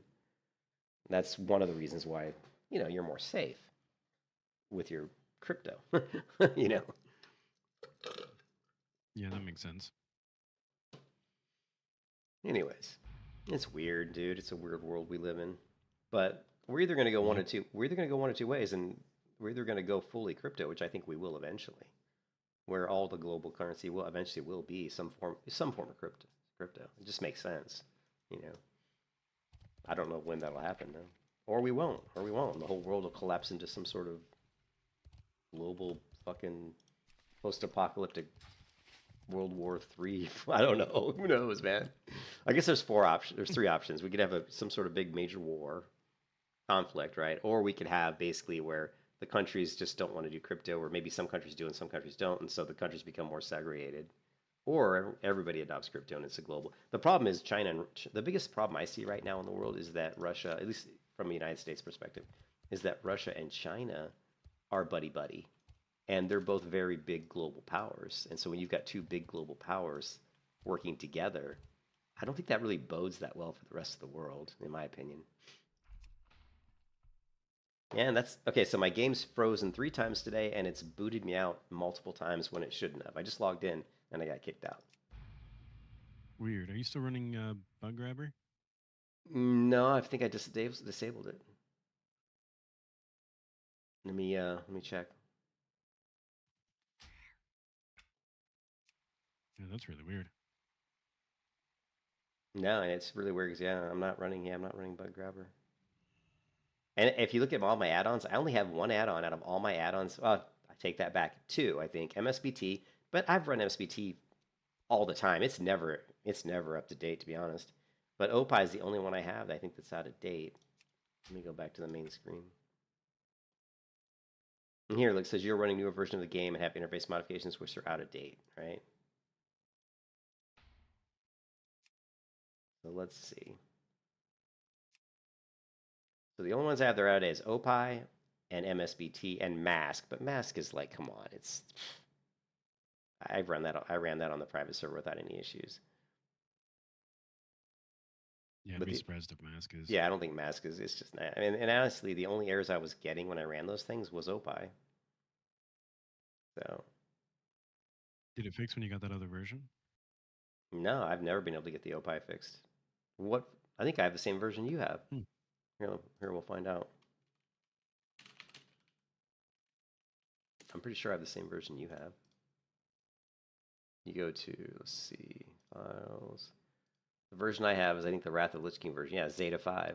I'm pretty sure that's the one you have, right? Yep, Zeta 5A. Yeah, Zeta 5A. Let me download it because I'll be able to tell because it'll say, like, put a 1 or 2 in If parentheses. you open it up in game, it'll also tell you. Oh, actually, it doesn't have a 1 in parentheses, so I might have deleted it. Yeah, let's try it. That's the one you're using, right? Yeah. It did not put the 1 in parentheses, meaning I've already downloaded it, but it's possible I deleted. Sometimes I go through my downloads folder and clear these out. Yeah, I do that all the time too. I get so many of them. But yeah, let's fire it up and see. Maybe that'll help.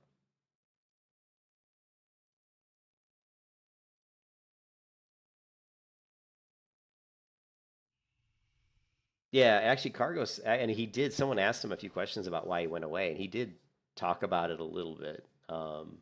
It's still saying you're running newer version of the game, which is fine, whatever.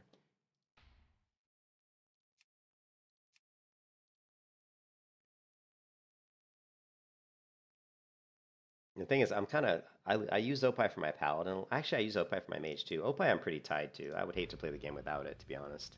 Because I'm so used to Same. using it for certain things. But before I used Opie, I used Ring Menu, which is basically kind of the same thing, but it's just not as powerful. But it still gave me the circular menu that I could just open up, The thing with that, though, is that you hit the button and let go the button, and it brings up the circle, and then you press the thing. Whereas the Opie, you hit the button, you hold it down, and you can move your cursor, and it's smart enough to know if your cursor's like above. It doesn't have to be on the icon. Like when I'm riding my horse and I want to switch to Crusader aura, I can just hit F3 and then just move my mouse to the top of the middle of the screen and let go. And it knows, oh, you're above the Crusader buff. You know what I mean? Even though I'm not on it, even though my hand cursor isn't actually on it, and it'll still work. You know. If your mouse is already there, depending on your settings, you can just essentially hit the keybind and it'll do it. What do you? If your mouse is already where? Oh, you mean? Oh, I see what you're saying. Yeah, that works too. Yeah, you could like preemptively put the cursor kind of where you want it to be. Yeah.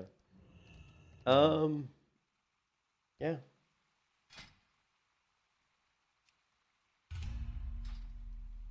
Yeah, I was gonna say, but Cargos, when someone kind of asked him why did you remove all your videos and disappear, he basically said, I was moving on with my life. I thought I was moving on with my life, basically. This is the other thing that's happened. One of your weak auras is causing a Lua error. How do you know? I can see it in the chat window. Oh, was it in the chat window?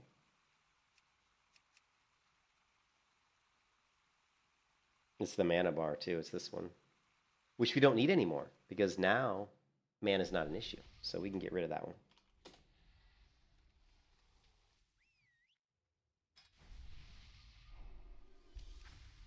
So we'll get rid of that. But another thing that happened recently is that these bars got moved, and I don't know why.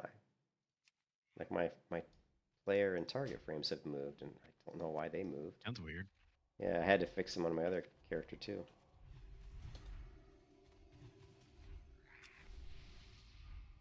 Oh, and this is going to be fucked up because I don't have my target. Yeah. So it's going to be like that.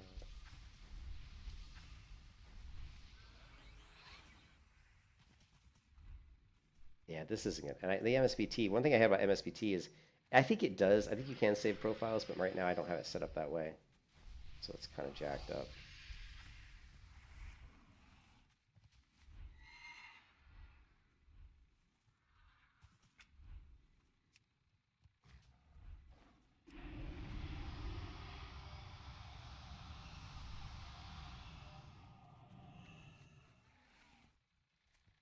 What happened? What happened to the table? That was weird. That was really weird. Maybe someone started to... What happened? I started to cast table and it looked like it worked and then it went away. I don't... Maybe someone... Can you click on the table and then stop clicking? Will that break it? Like if somebody else does that? Weird. I think so. I think that's what happened. I haven't played this character in so long, I don't even remember what buffs I'm using. I don't even know how to play this character. But Cargos basically said he thought he was moving on with his life, and when he deleted all his videos off his channel, my thought process was, one, he was getting some bad feedback from Alex Central, the douchebag, and also he just had a kid, and so I figured, well, his wife probably got pissed at him from spending too much playing video games and said, you need to spend time taking care of your kid. That was my thought process, and he basically said, yeah, I thought he was moving on with my life, I got my kid, blah, blah, so that was partially confirming kind of what I said, but he also felt like he was just ready to move on. But then, of course, the calling of WoW came back. You know, back in. Calls you back in, man. You Crap, they are targeting me like you wouldn't believe. Don't let the mage kill I'm like, kill him. Yeah, I'm like all the way in the back. I was furthest back, and I was being totally targeted. Man.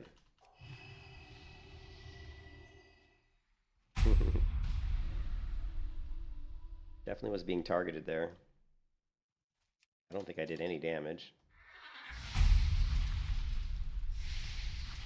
And there's another mage dotting me up. Another fire mage, apparently.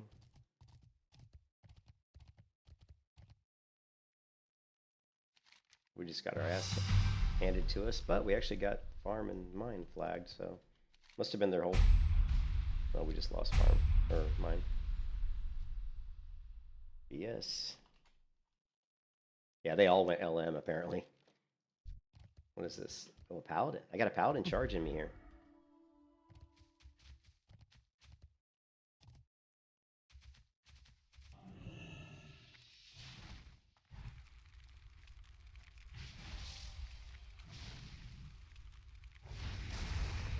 Is with that whole eye for the eye thing that's coming up?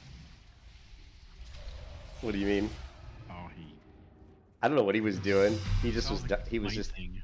I don't know what he was doing. He just ran up there and just got killed. I don't know. He didn't even charge me. It was kind of weird. I don't know. Very strange. I guess it probably a bot. Sometimes you get these characters that'll just charge in, and they won't do anything. Or like, what is it? I've seen characters run in and like a priest or something and just bubble, and like all they do is like target the nearest person and cast like Shadow Word Bane, but they don't do any reactionary type stuff like to heal themselves or anything, and they just die. And I'm like, that's 100% like a bot, you know? Yeah. All right, I'm just kind of letting everything settle. So we're gonna go after LM. I'm a terrible fire mage right now. I was kind of decent there for a while, but I haven't played in like a week or something, so now I'm just awful. I don't do well when I don't play a character. I get really rusty really fast. Oh, Yeah, I should look into sub-rogue so I could do some PvP, but I just haven't done it. And I'm having problem with the targeting. I'm tabbing it, like, there it did, but it won't target the person, like the person that's closest. I don't know why it does this. And I'm screwed. I'm very screwed. You can kiss your ass goodbye. Fucking pets, man. Yeah.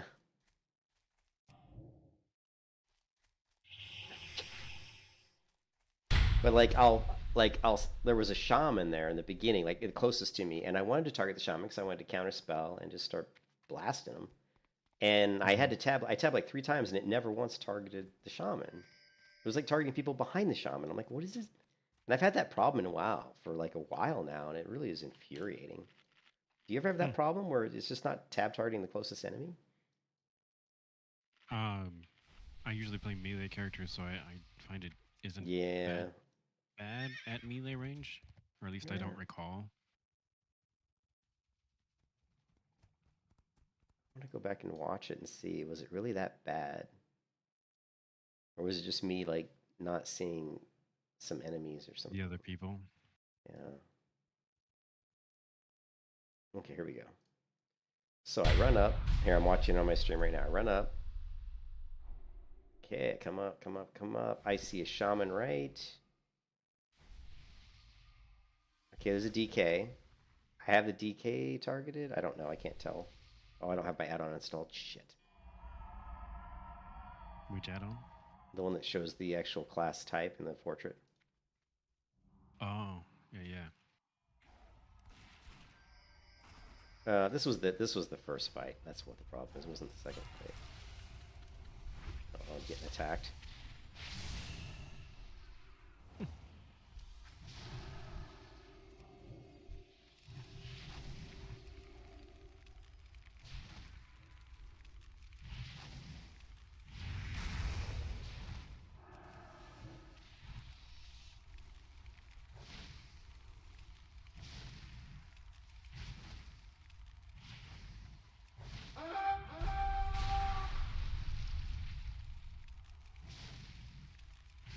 This guy's tanky as fuck. The bear? Yeah, the bear.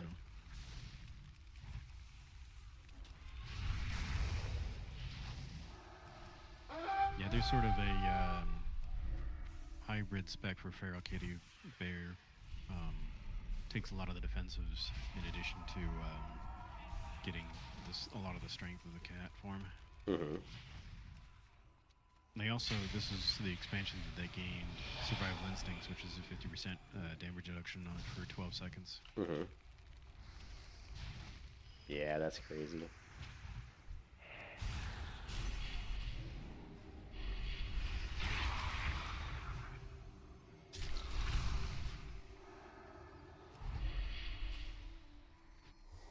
DK ran away from me? Oh no, he got killed.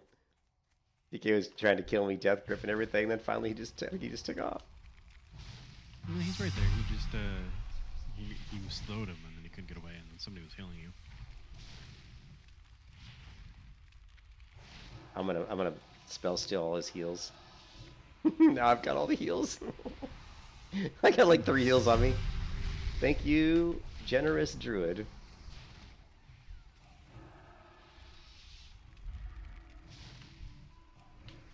Down and silence the priest. Spell steal. Impact stun. Root. Spell steal, spell steal, spell steal. See, look, I still have mana. Normally I would have like no mana. God, they must hate me. Can you imagine how much you must hate fire mages? Yeah. Oh, I'd be man. interested to see how people like or also hate boomies in rated battlegrounds. I remember, I think it was in Shadowlands. I did some for a little bit for a weapon skin, and I played as a boomy, and we did Eye of the Storm. And my favorite thing was to just sit near the center and put Starfall out there to have like constant pressure on all the enemies nearby. Mm-hmm. That was fun seeing all the numbers pop up on screen.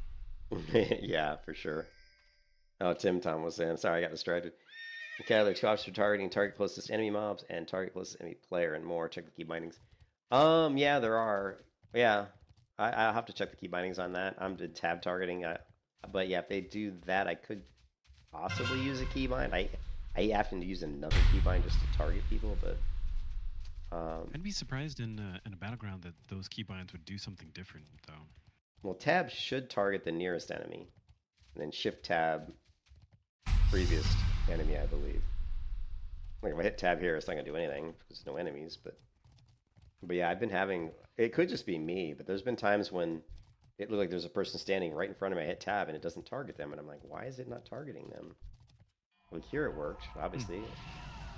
You know, targeted this paladin.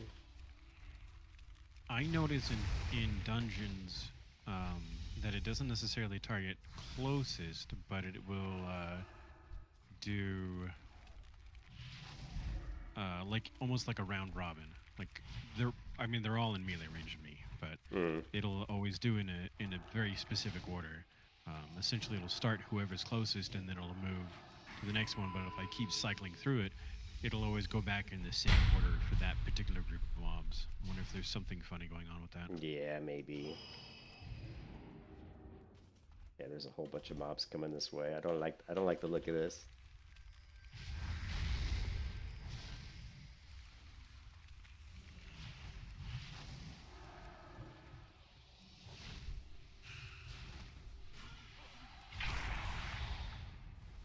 Somebody blew him up. Wow.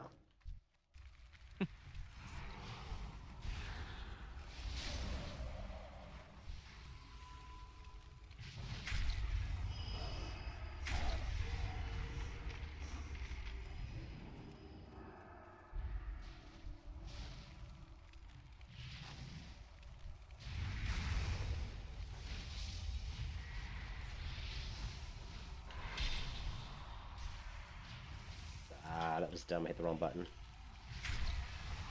You can kiss your ass. You were screwed.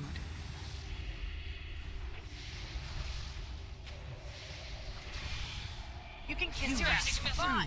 You were screwed.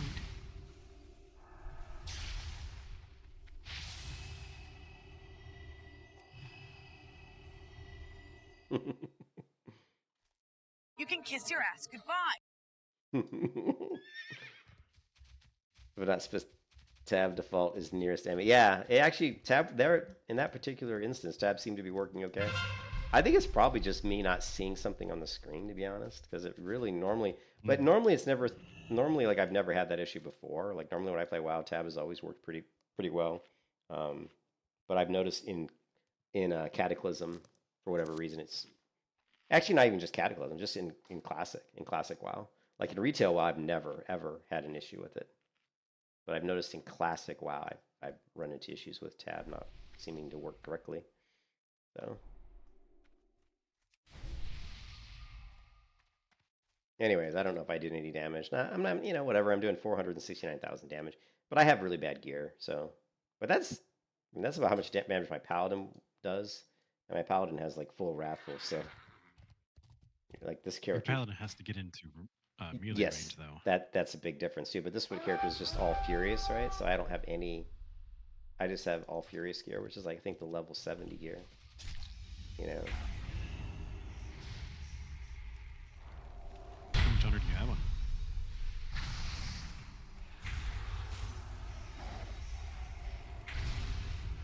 Hold on a second. Some stupid people trying to kill me.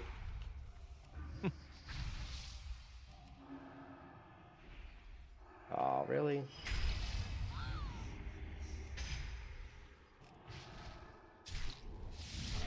You can kiss You your were ass goodbye. screwed. I'm definitely You dead were here. screwed. Yeah. they got sick of me killing them from afar. I had a druid, a feral druid, and a paladin team up on me there. They were like, "Fuck this fire mage." It does suck though when you're like a melee and there's a fire mage that's like at max range, just tagging you. It's very annoying. Believe me, I know their pain.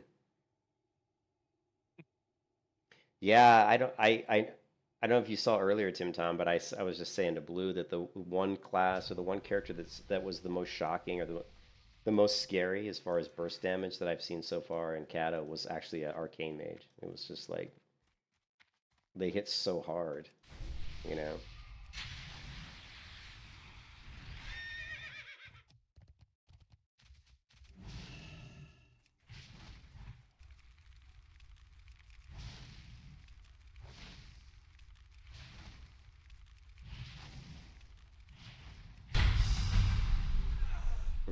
Poor Team Druid. Just kept. Wait, just trying to kill this. Was it a DK? Oh no, it killed. Oh my god. Wow. This feral was fighting this night elf. I don't know what class it was. God, I gotta fix that out on. And me and the night elf killed the druid. The night elf had about 20 or 30% health. She died to the bleeds. She was like 20 or 30% health. And she died to the bleeds. Jeez. That doesn't surprise me. Yeah, but she should have stopped to eat or something. It was like, man. Let me turn on I think it's no, I have simple class portraits on. Maybe it's not on the right character. Yeah, not on the right character. Arcane Blast plus short CD hits hard. Yeah, I know. I was playing, and like I said, I've definitely seen some pretty scary Arcane Blast mages. I've run into a couple in Battlegrounds that were really annoying. They were very strong and doing tons of damage.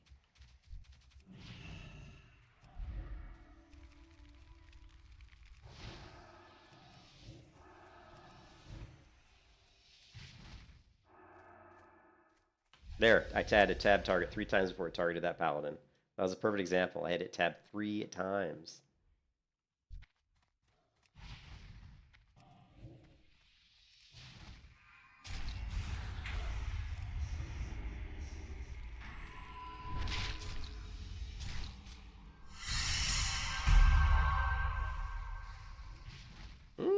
Run away. Well, we are really getting our butt whooped in this one.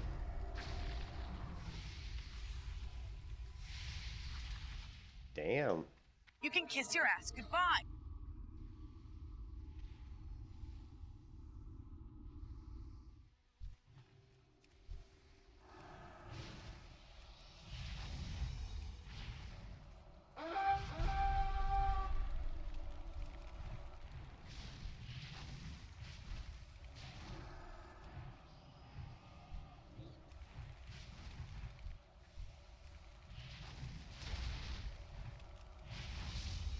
You can kiss your ass goodbye. You were screwed.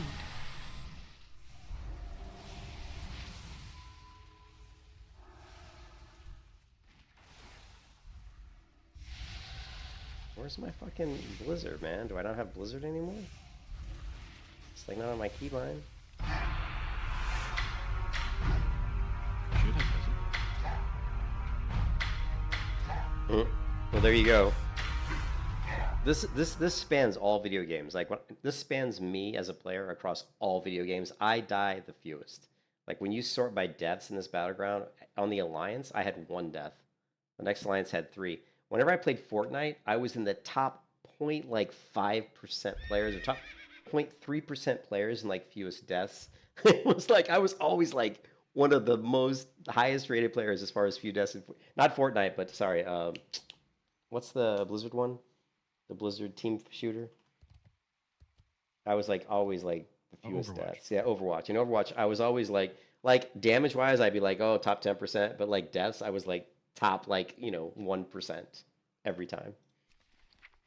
I just because I'm more of a defensive minded player. That's why if they ever had classes that were more like defensively oriented, those are the ones that I would excel at. But the problem is they're not really that way. Most of the classes are based on how aggressive you are. Usually, it's going to give you more rewards than playing in any kind of defensive. Arcane Blood. Yeah, I'm not gonna Tom. I mean, that sounds cool and all, but I am way too tired and not feeling like having to switch my spec and change my binds and get everything set up because I'm anal about that shit. And it would take me like an hour just to probably get it set up right.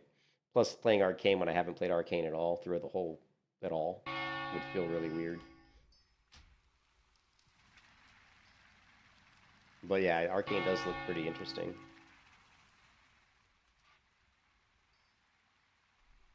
I hate it when the bell and Storm and rings. It's giving me a headache.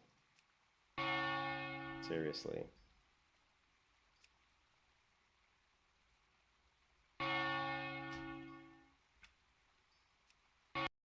Fucking, I just muted the sound just so I don't have to hear that.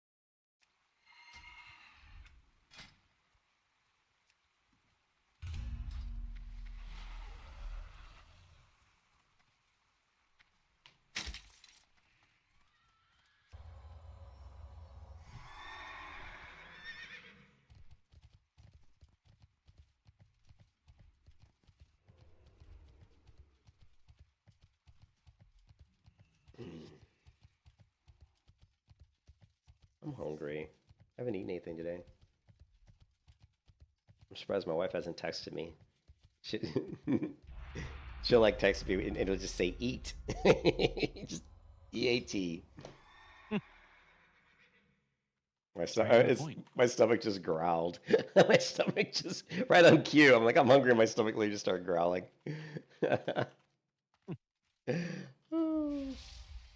There it is. Bring the light, baby. Look at the screen, Blue. Nice. The Tavern of the Lightbringer.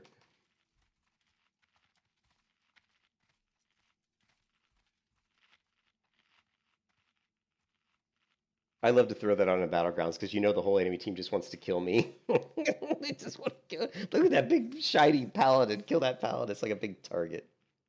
Just change tab to enemy player or make it a key for it. Okay. Yeah. I wonder if it's cycling through enemy pets or something, I don't know. Or totems. That could be what it is. Because there was a shaman that one time. I wonder if it's cycling through totems. Because that would piss me off. I wouldn't ever want the tab key to for totems, usually I like to target them manually. I mean, although it is useful to be able to target them with a tab, but I would want it to prioritize players over totems, I thought you couldn't do that at least in some I don't know. version, and people I were have no complaining idea. about that.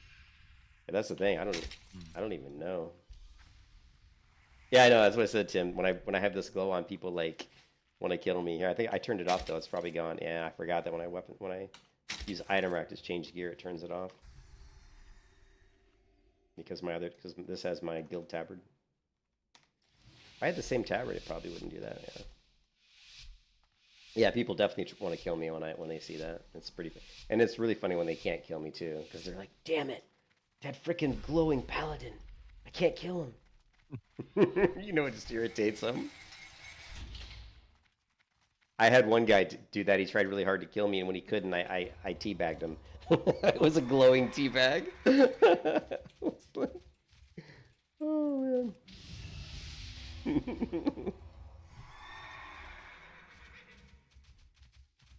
Oh man, good times. Now I gotta remember how to play the paladin. See, now you can see it blue on, you see on the target. It shows the class portrait or the class image, which I absolutely love that. For PvP, it's amazing.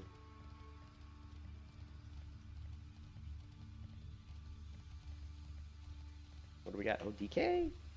Let's just blow our wad on this DK, right? Oh, wait a minute. Oh, we got a rogue. Right there, tab 3 times before it hit the rogue.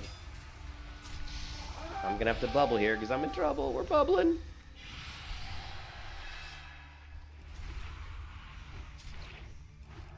You can kiss your ass goodbye. I see that. Oh, that's like just throwing yourself in the middle of like 5 people. Didn't hit anybody correctly. Wasn't tabbing the right target. So was not focus firing who I was supposed to be hitting. I didn't do anything correctly there. That's just me being bored. Probably did no damage. Well, I did a whopping 40,000. That's what I think of that. I'm curious, in order to truly target the closest, because there's a couple of enemies around, if you'd have to remove your target and then hit tab. I don't know. Like there, the rogue. I don't know if you noticed, but the rogue came out, and I tabbed like 3 times, and I think of the 3rd time it might have targeted the rogue, but.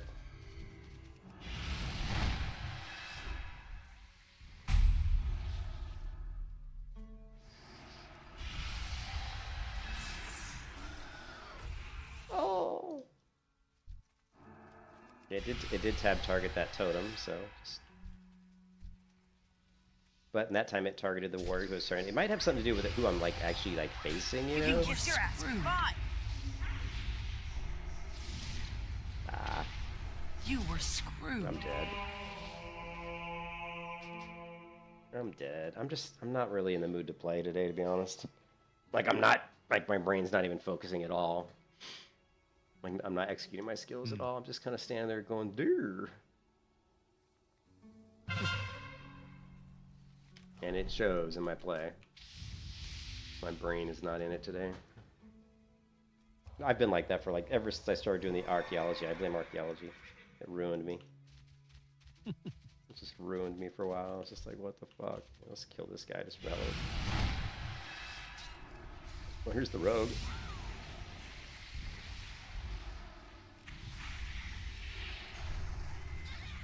You can kiss your ass goodbye. You can kiss your ass goodbye. That's alright. Fuck that. I'm just not in the mood. I'm certainly not in the mood to get my ass handed to me either by a bunch of douchebags. I like had like fucking like the whole team is like dead. And I go down there and like got like 10 people trying to kill me. It's like, yeah, this is fun.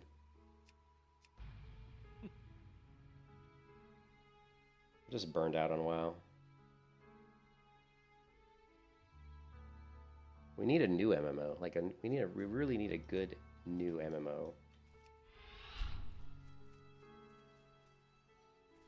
There aren't any, sadly.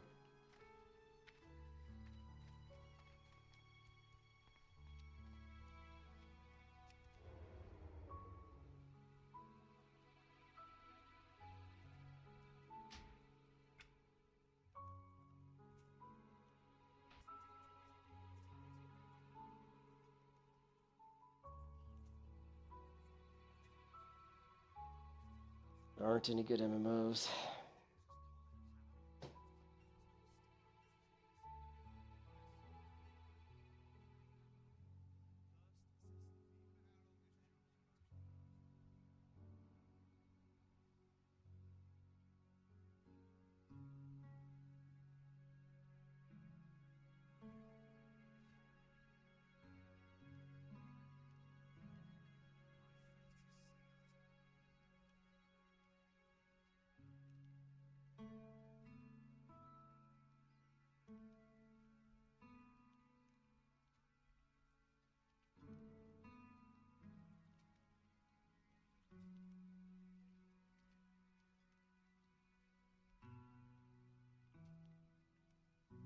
PAX Day was bad. Like, when I played PAX Day for like a couple minutes, like the co the controls didn't feel right. Like it felt really awkward, which is weird. Pax Day. What was that one?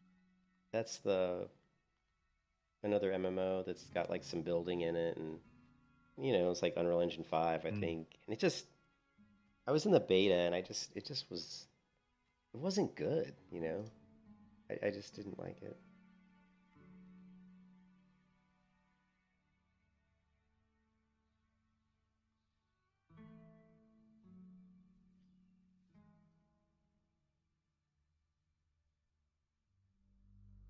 Ooh, I did install Fallout 4. I never played Fallout 4 before. I really enjoy Fallout 4. Did you? I mean, after watching the Yeah, movie, I think I the have TV show. 1,200 hours in it. Yeah, so I might try that sometime. I have a hard time playing games that don't have other people in them for some reason. But then when I play games with other people, I get mad because the other people are stupid. It's like this horrible, So you know what I mean? yeah, I have 1,200 hours in Fallout 4. I've never completed the game. Oh, you've never completed the game? Wow. At least not the main story, which most people would consider to be the game. I'm not really a huge fan of games that end, so to speak. I prefer to be able to keep playing them. Mm-hmm. That one has a pretty decent modding experience, and you get mods that can increase the number of NPCs that are walking around, make them more lifelike. Mm-hmm. I couldn't tell you which ones those are, though, so that's Right. something you'll have to find. I know they exist. It's been too long since I've touched them, though. Yeah. The sad part is there really aren't any, for all the years I've played MMOs, which really started back in around 2000, there was always something coming that was, you were excited to look forward to. There's nothing right now, really. Like, this is the first time I can ever remember there's really nothing coming that I'm really excited for. I mean, like, Ashley Creation, I'm not super excited for it because it's just, I don't have any confidence that there's a couple major issues with it that I think are almost they're basically deal breakers for me, and I don't think that they're going to get fixed. I don't think they're going to fix it. And we'll see, though. I mean, I could be wrong, and I hope I'm wrong, but yeah, I'm not very excited for Ash as a creation. And I've gone back and forth on it. There's been times when I watch like some of their live streams where they display some of the ranger combat. I'm like, oh, this looks really fun, And then some other times that I watch it and the combat looks really janky. Like the warrior combat looks really clunky. I'm like, this doesn't look very. And then the whole PvP aspect of it just feels like it's going to be so toxic and. Yeah. And just the fact the that weird thing with yeah. PvP is that there are people that will really screw with it, and then it just makes it bad for everybody. And they're like, "Oh, but that's the fun part." It's like, well, great, but now nobody wants to play your game, so good luck on that. Yeah, and I think that's happens. I think it's almost impossible to do PvP. I don't think it's impossible. I think games haven't really figured out how to do PvP in a way that makes it accessible for everybody and enjoyable. Yeah. Like even when you looked at like Overwatch, because when Overwatch first came out, it was amazing. It was amazing. I loved Overwatch. I bought an Overwatch hoodie with Widowmaker. I had a Widowmaker t-shirt, a Widowmaker hoodie. I like freaking loved that game. I played Overwatch nonstop for like a month. I was like top 10% in the United States in like 3 different characters, on kills. I was so good on Widowmaker. Like I was like crazy Widowmaker. And then they patched her and they made the zoom, like when you zoom in and out, they slowed it down a lot so you couldn't like just zoom in and out really quickly. And that drastically affected how good she was, And so that was like the beginning of the end as they started patching and doing things that just ruined classes, They changed like the Pharah's rocket knockback and just like things that really took away the identity of what I thought the identity of certain classes. I understand why they did the Widowmaker, but I think they over nerfed her. But anyways, but that wasn't the thing that made me stop playing. What made me stop playing is the game became super toxic. At first, it wasn't toxic, and that's the way it is with PvP. When people are learning, that's the way it is with games in general. When people play a new MMO, everybody's nice because nobody knows anything. You can't be mean to somebody if you don't know. Like you can't tell them how to play because you don't even know how to play the game yet, right? And then if the game's difficult and challenging and requires you to do things with other people, you're not going to be dicks to them because you need them. But once you don't need them, and once you know what you're doing, then guess what? You turn into a douchebag. You know? And that's the problem with games. Concern. Yeah, that's the problem. And so if in PvP, you have to somehow incentivize people to be nice to each other, right? And I don't know quite how to do that. Rough. Yeah, how do you do that? Yeah. You know? That requires some psychology that I don't have. Yeah, like, because we've seen it so many times in Battlegrounds where you have, like, 10 on 10 Battleground, you've got 8 people that really want to work together to win, but there's always, like, 2 that don't care, and they're just going to run off on their own. It's like that rogue that never attacks the mob the tank's attacking, you know? It's like, why are you doing that? Why don't you just hit the one the tank's hitting? That's the whole point. He's tanking him. You're just, you know what I mean? It's like, well, what's wrong with you? Of course, part of the problem is there are people that play the game, and there could be like 5-year-old kids. They don't know. You always have to remember that. I always say this. You always have to remember that the person on the other end of the computer could be someone with Down syndrome, someone who's like really like 5-year-old kid. You can't sit there and assume that they're an adult who knows, who's intelligent, you know? So you can't just assume that. I do have a tendency, when I was doing taking a lot more, I have a tendency of, or I still do have a keybind for skull. That's really quick. So whatever I'm targeting, I'll just hit skull. And something in the monkey brain, everyone sees skulls and goes, oh, we go after that guy. Yeah. Makes it a little bit smoother for me. Yeah, I do. I have a key. I don't really have a. Unfortunately, mine is I have to hit like F1 or something, and you know, and pick the marker. But I always wanted to go back and just make it a hotkey for skull because, like you said, that's the most common thing you're going to do is mark skull. I think it's Q for me, and I realize it's a very close key. But when I was tanking, I just use it all the time. Probably what I would do is T's taunt for me usually, like if I'm doing like a warrior or something. So what I would do is I just do like shift T would be taunt with skull, you know, or something. That way, you know. Yeah, that makes sense. That way I could just be like, okay, well I'm going to taunt anyways, and I know this is the kill target, so I'll just do shift T. It'll taunt and put a skull on him. Right. And then T would be taunt, because you don't want to always put skull, because what if you're trying to taunt a mob off the healer or something, but you don't want that to be the kill target, so... Yeah. But I don't know. I that's one thing that I'd love to solve. I'd love to, because one game I played, which is... Oh, that's what I'm going to play today, probably. I think I'm going to play some Rift today. The problem with Rift, though, is there's hardly anybody in it, so it's always hard to play a dead MMO. Because it's, like, really fun, but then after a while, you're like... You're just alone. There's nobody there. By yourself, yeah. There's nobody there. But the one MMO where I did PvP that was super fun and felt like people weren't toxic was Rift. When I did Rift Battlegrounds, people were not toxic. And it was just fun. Same thing with Star Wars The Old Republic when that first came out, and we were doing like Hutball, which is still my favorite PvP thing of any game, really. Hutball is amazing. Hutball's so cool. Because it's so like strategic. Because you can throw the ball to another player. So the whole point of the game is to get the ball from one side to the other. And so you can like position players on the map, and you can like throw the ball to that guy, and he can throw it to that guy. It's almost like football, where you could like say, well, okay, you go over the middle, and then I'll throw it to you, and then you come up behind him, and then as soon as you catch it, you throw it to this guy who's coming up behind you, and then you throw it to that guy. But you could like plan it all out. So it was really intricate. But it was an MMO, and I played like a Sith, like a Sith Quizzer or something, like a mage. I was like a mage, basically. Like I like threw force lightning out, you know, like I had like a hood, and I was like basically like, you know, using like throwing lightning at people, and I would stun them and do tons of damage. And it was almost like lightning play was kind of like mind play because it was like a channel, you know, it channeled, and it did a ton of damage. And then you had another lightning that would stun people. And then you had like a knockback, and then you had like a shield you could throw on yourself. It was cool. And then you could even like strangulate people, do like the Darth Vader, and like choke people off the ground and choke them, which is awesome. So that was the problem with that. And the one thing that I kind of always regretted is when I first played the game, I really wanted it to be like my main MMO, and I really wanted to love the game, but the game was like had some sort of visual issues, like some sort of graphical issues. So whenever I was playing PvP, there was always like some frame stuttering and some frame shearing, where the screen would kind of like do this weird, almost as if like your VSync was screwed up or something. And they did fix it, but I guess it took them like a month or something. But by then, I'd already went back and was playing a different MMO. And then I never came back in time, you know? And then by the time I came back, I think the game was starting to decline a little bit.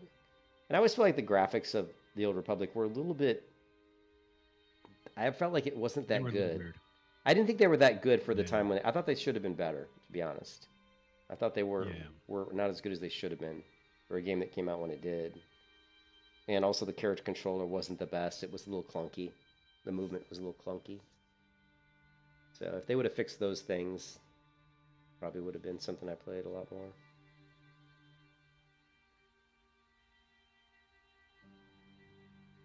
What am I? Man, my stomach's really growling now. Let me check my phone.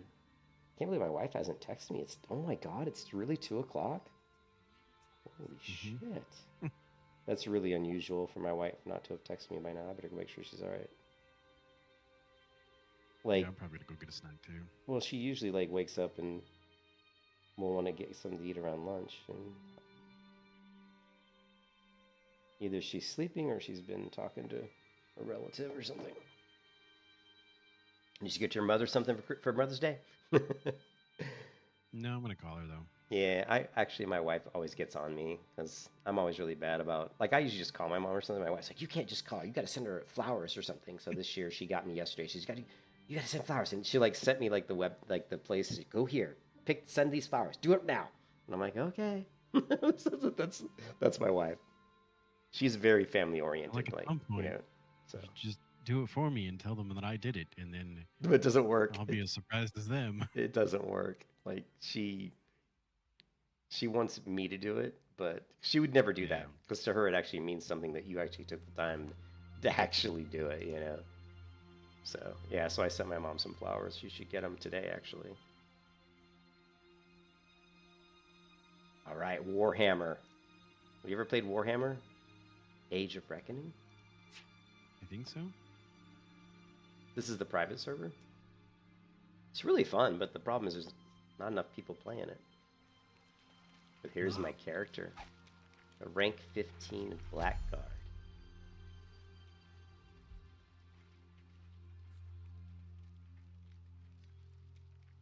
And I ordered... as it works, right? I don't really know. I love this though. I love putting the book up here. I love the art style here of the books. Like, looks like real pages, and I don't really remember. I think it's orcs. Yeah, I think there's orcs. I remember doing something that I think was Warhammer way back in the day. Warhammer. Where it was like this orc archer or something like that, but let's see. They didn't call it an archer because it was Reckoning. an orc. Oh, I went to the website. Let's see. Home, Armory. Oh wow, here's the website. I'm actually okay. It says right now there's 738 people online. Right now it says, so that's not bad. And then let's see, Armory, Wiki. Hey, let's go to the Wiki. Let's see if we can figure this out. Okay, that doesn't. Zones, character. Here we go. Classes. Are there races? Classes.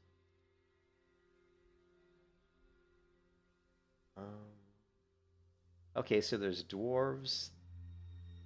Well, you know, I guess I should just go to the character creator and we'll... Oops. Apparently I don't have, like, this video set up correctly. Let's see. Video. We want... Disabling full screen will force the game to play in window.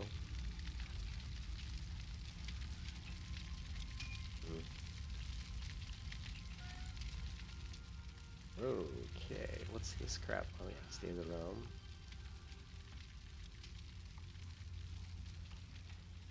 I don't remember. The State of the Realm's an add-on. And I actually went through the process of setting up like all these like add-ons and stuff. Like my game doesn't look like vanilla game. It's like customized. Like my bar is like my player's portrait bar or whatever bar and everything. It's like all customized. There's a level 16 Slime Tongue Snapper. Let's dance, you and I.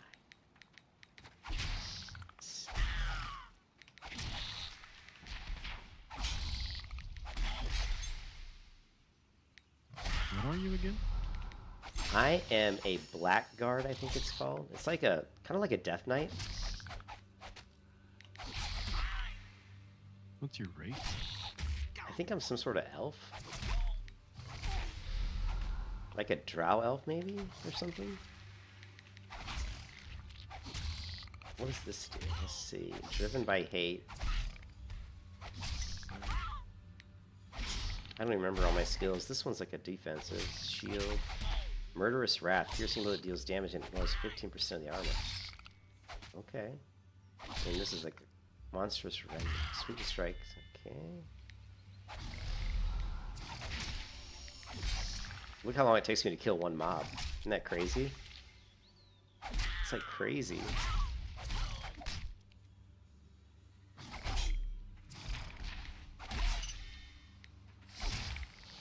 It took me all that time to kill one character. Ooh. It took half my health. And then you have these special abilities, that, like power abilities that power up during combat that you can use. Shield Wall, the buff, and Demolishing Strike. Let's try Demolishing Strike. I don't remember what my keybind is. It didn't do any damage. I guess it's a debuff.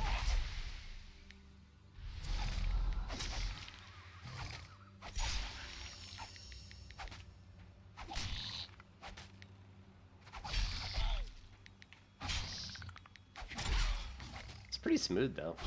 Game runs pretty smoothly. I don't like that I have 2 enemy health bars though. There's this one and then another one. That seems janky. Yeah, something's not working right. Normally it doesn't look like this.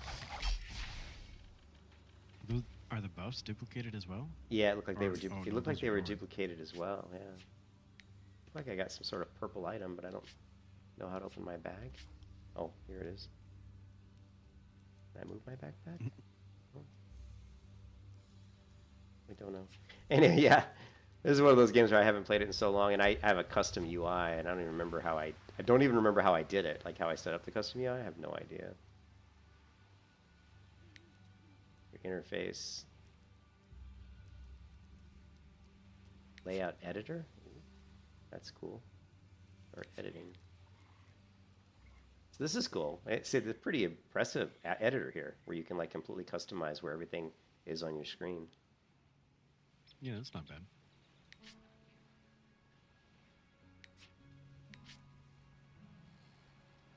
You can lock windows. You can hide certain things. I want to hide this world thing, but I don't know what it is. Let's see, world.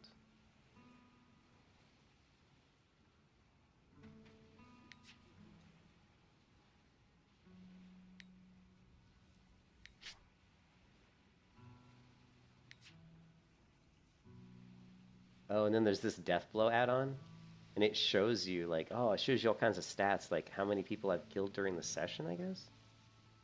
Weird. Latest kill. Well, I mean, Enemies. that seems wrong. There's no enemy Yeah. kills. Yeah, there's no enemy kills though. Last. I think this might be players though. I think this is players, like for PvP, I think. And then how do I turn this thing off? Reset. Do you want to reset? No.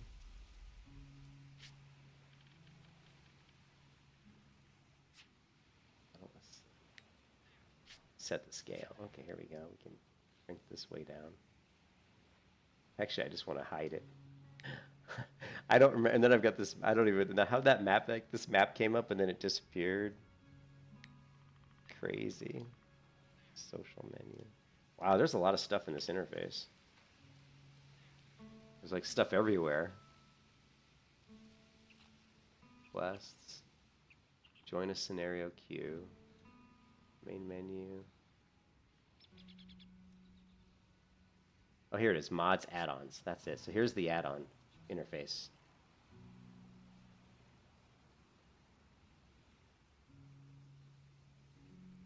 So let's turn off the death blow.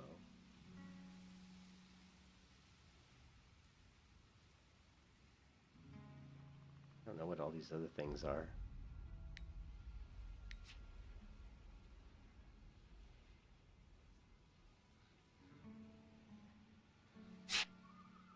scary. Scary sound. How do I close this thing? Oh, if we just uncheck all these tiers, maybe.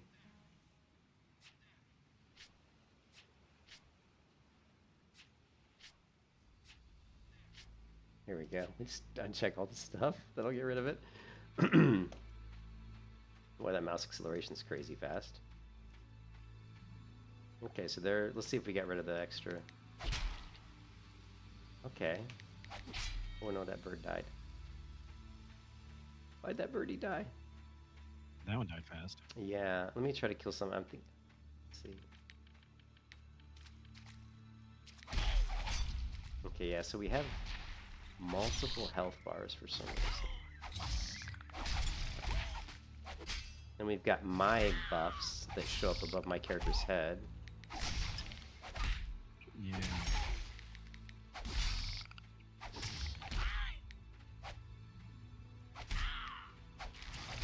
Very strange.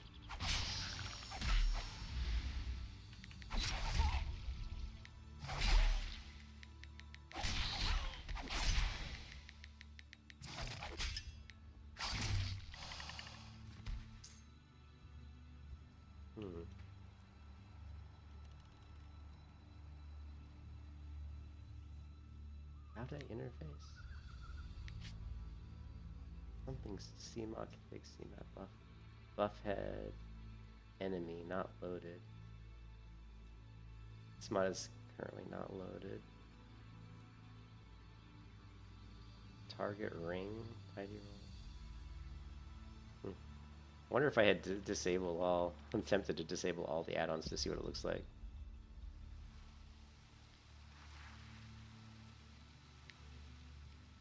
Overhead health bars. Oh, your target. Choose to show your target's health bars overhead. Let's say off. Let's see what this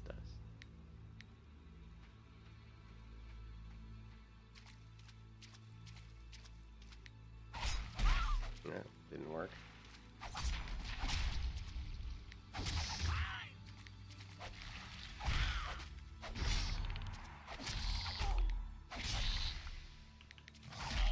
What's this ability? Weakens your target.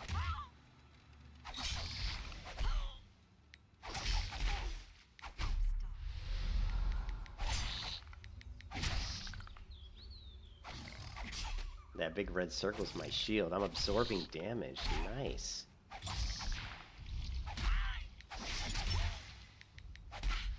That's how you stay alive, Blue. Is you keep popping this shield of rage. It makes you immune to all damage.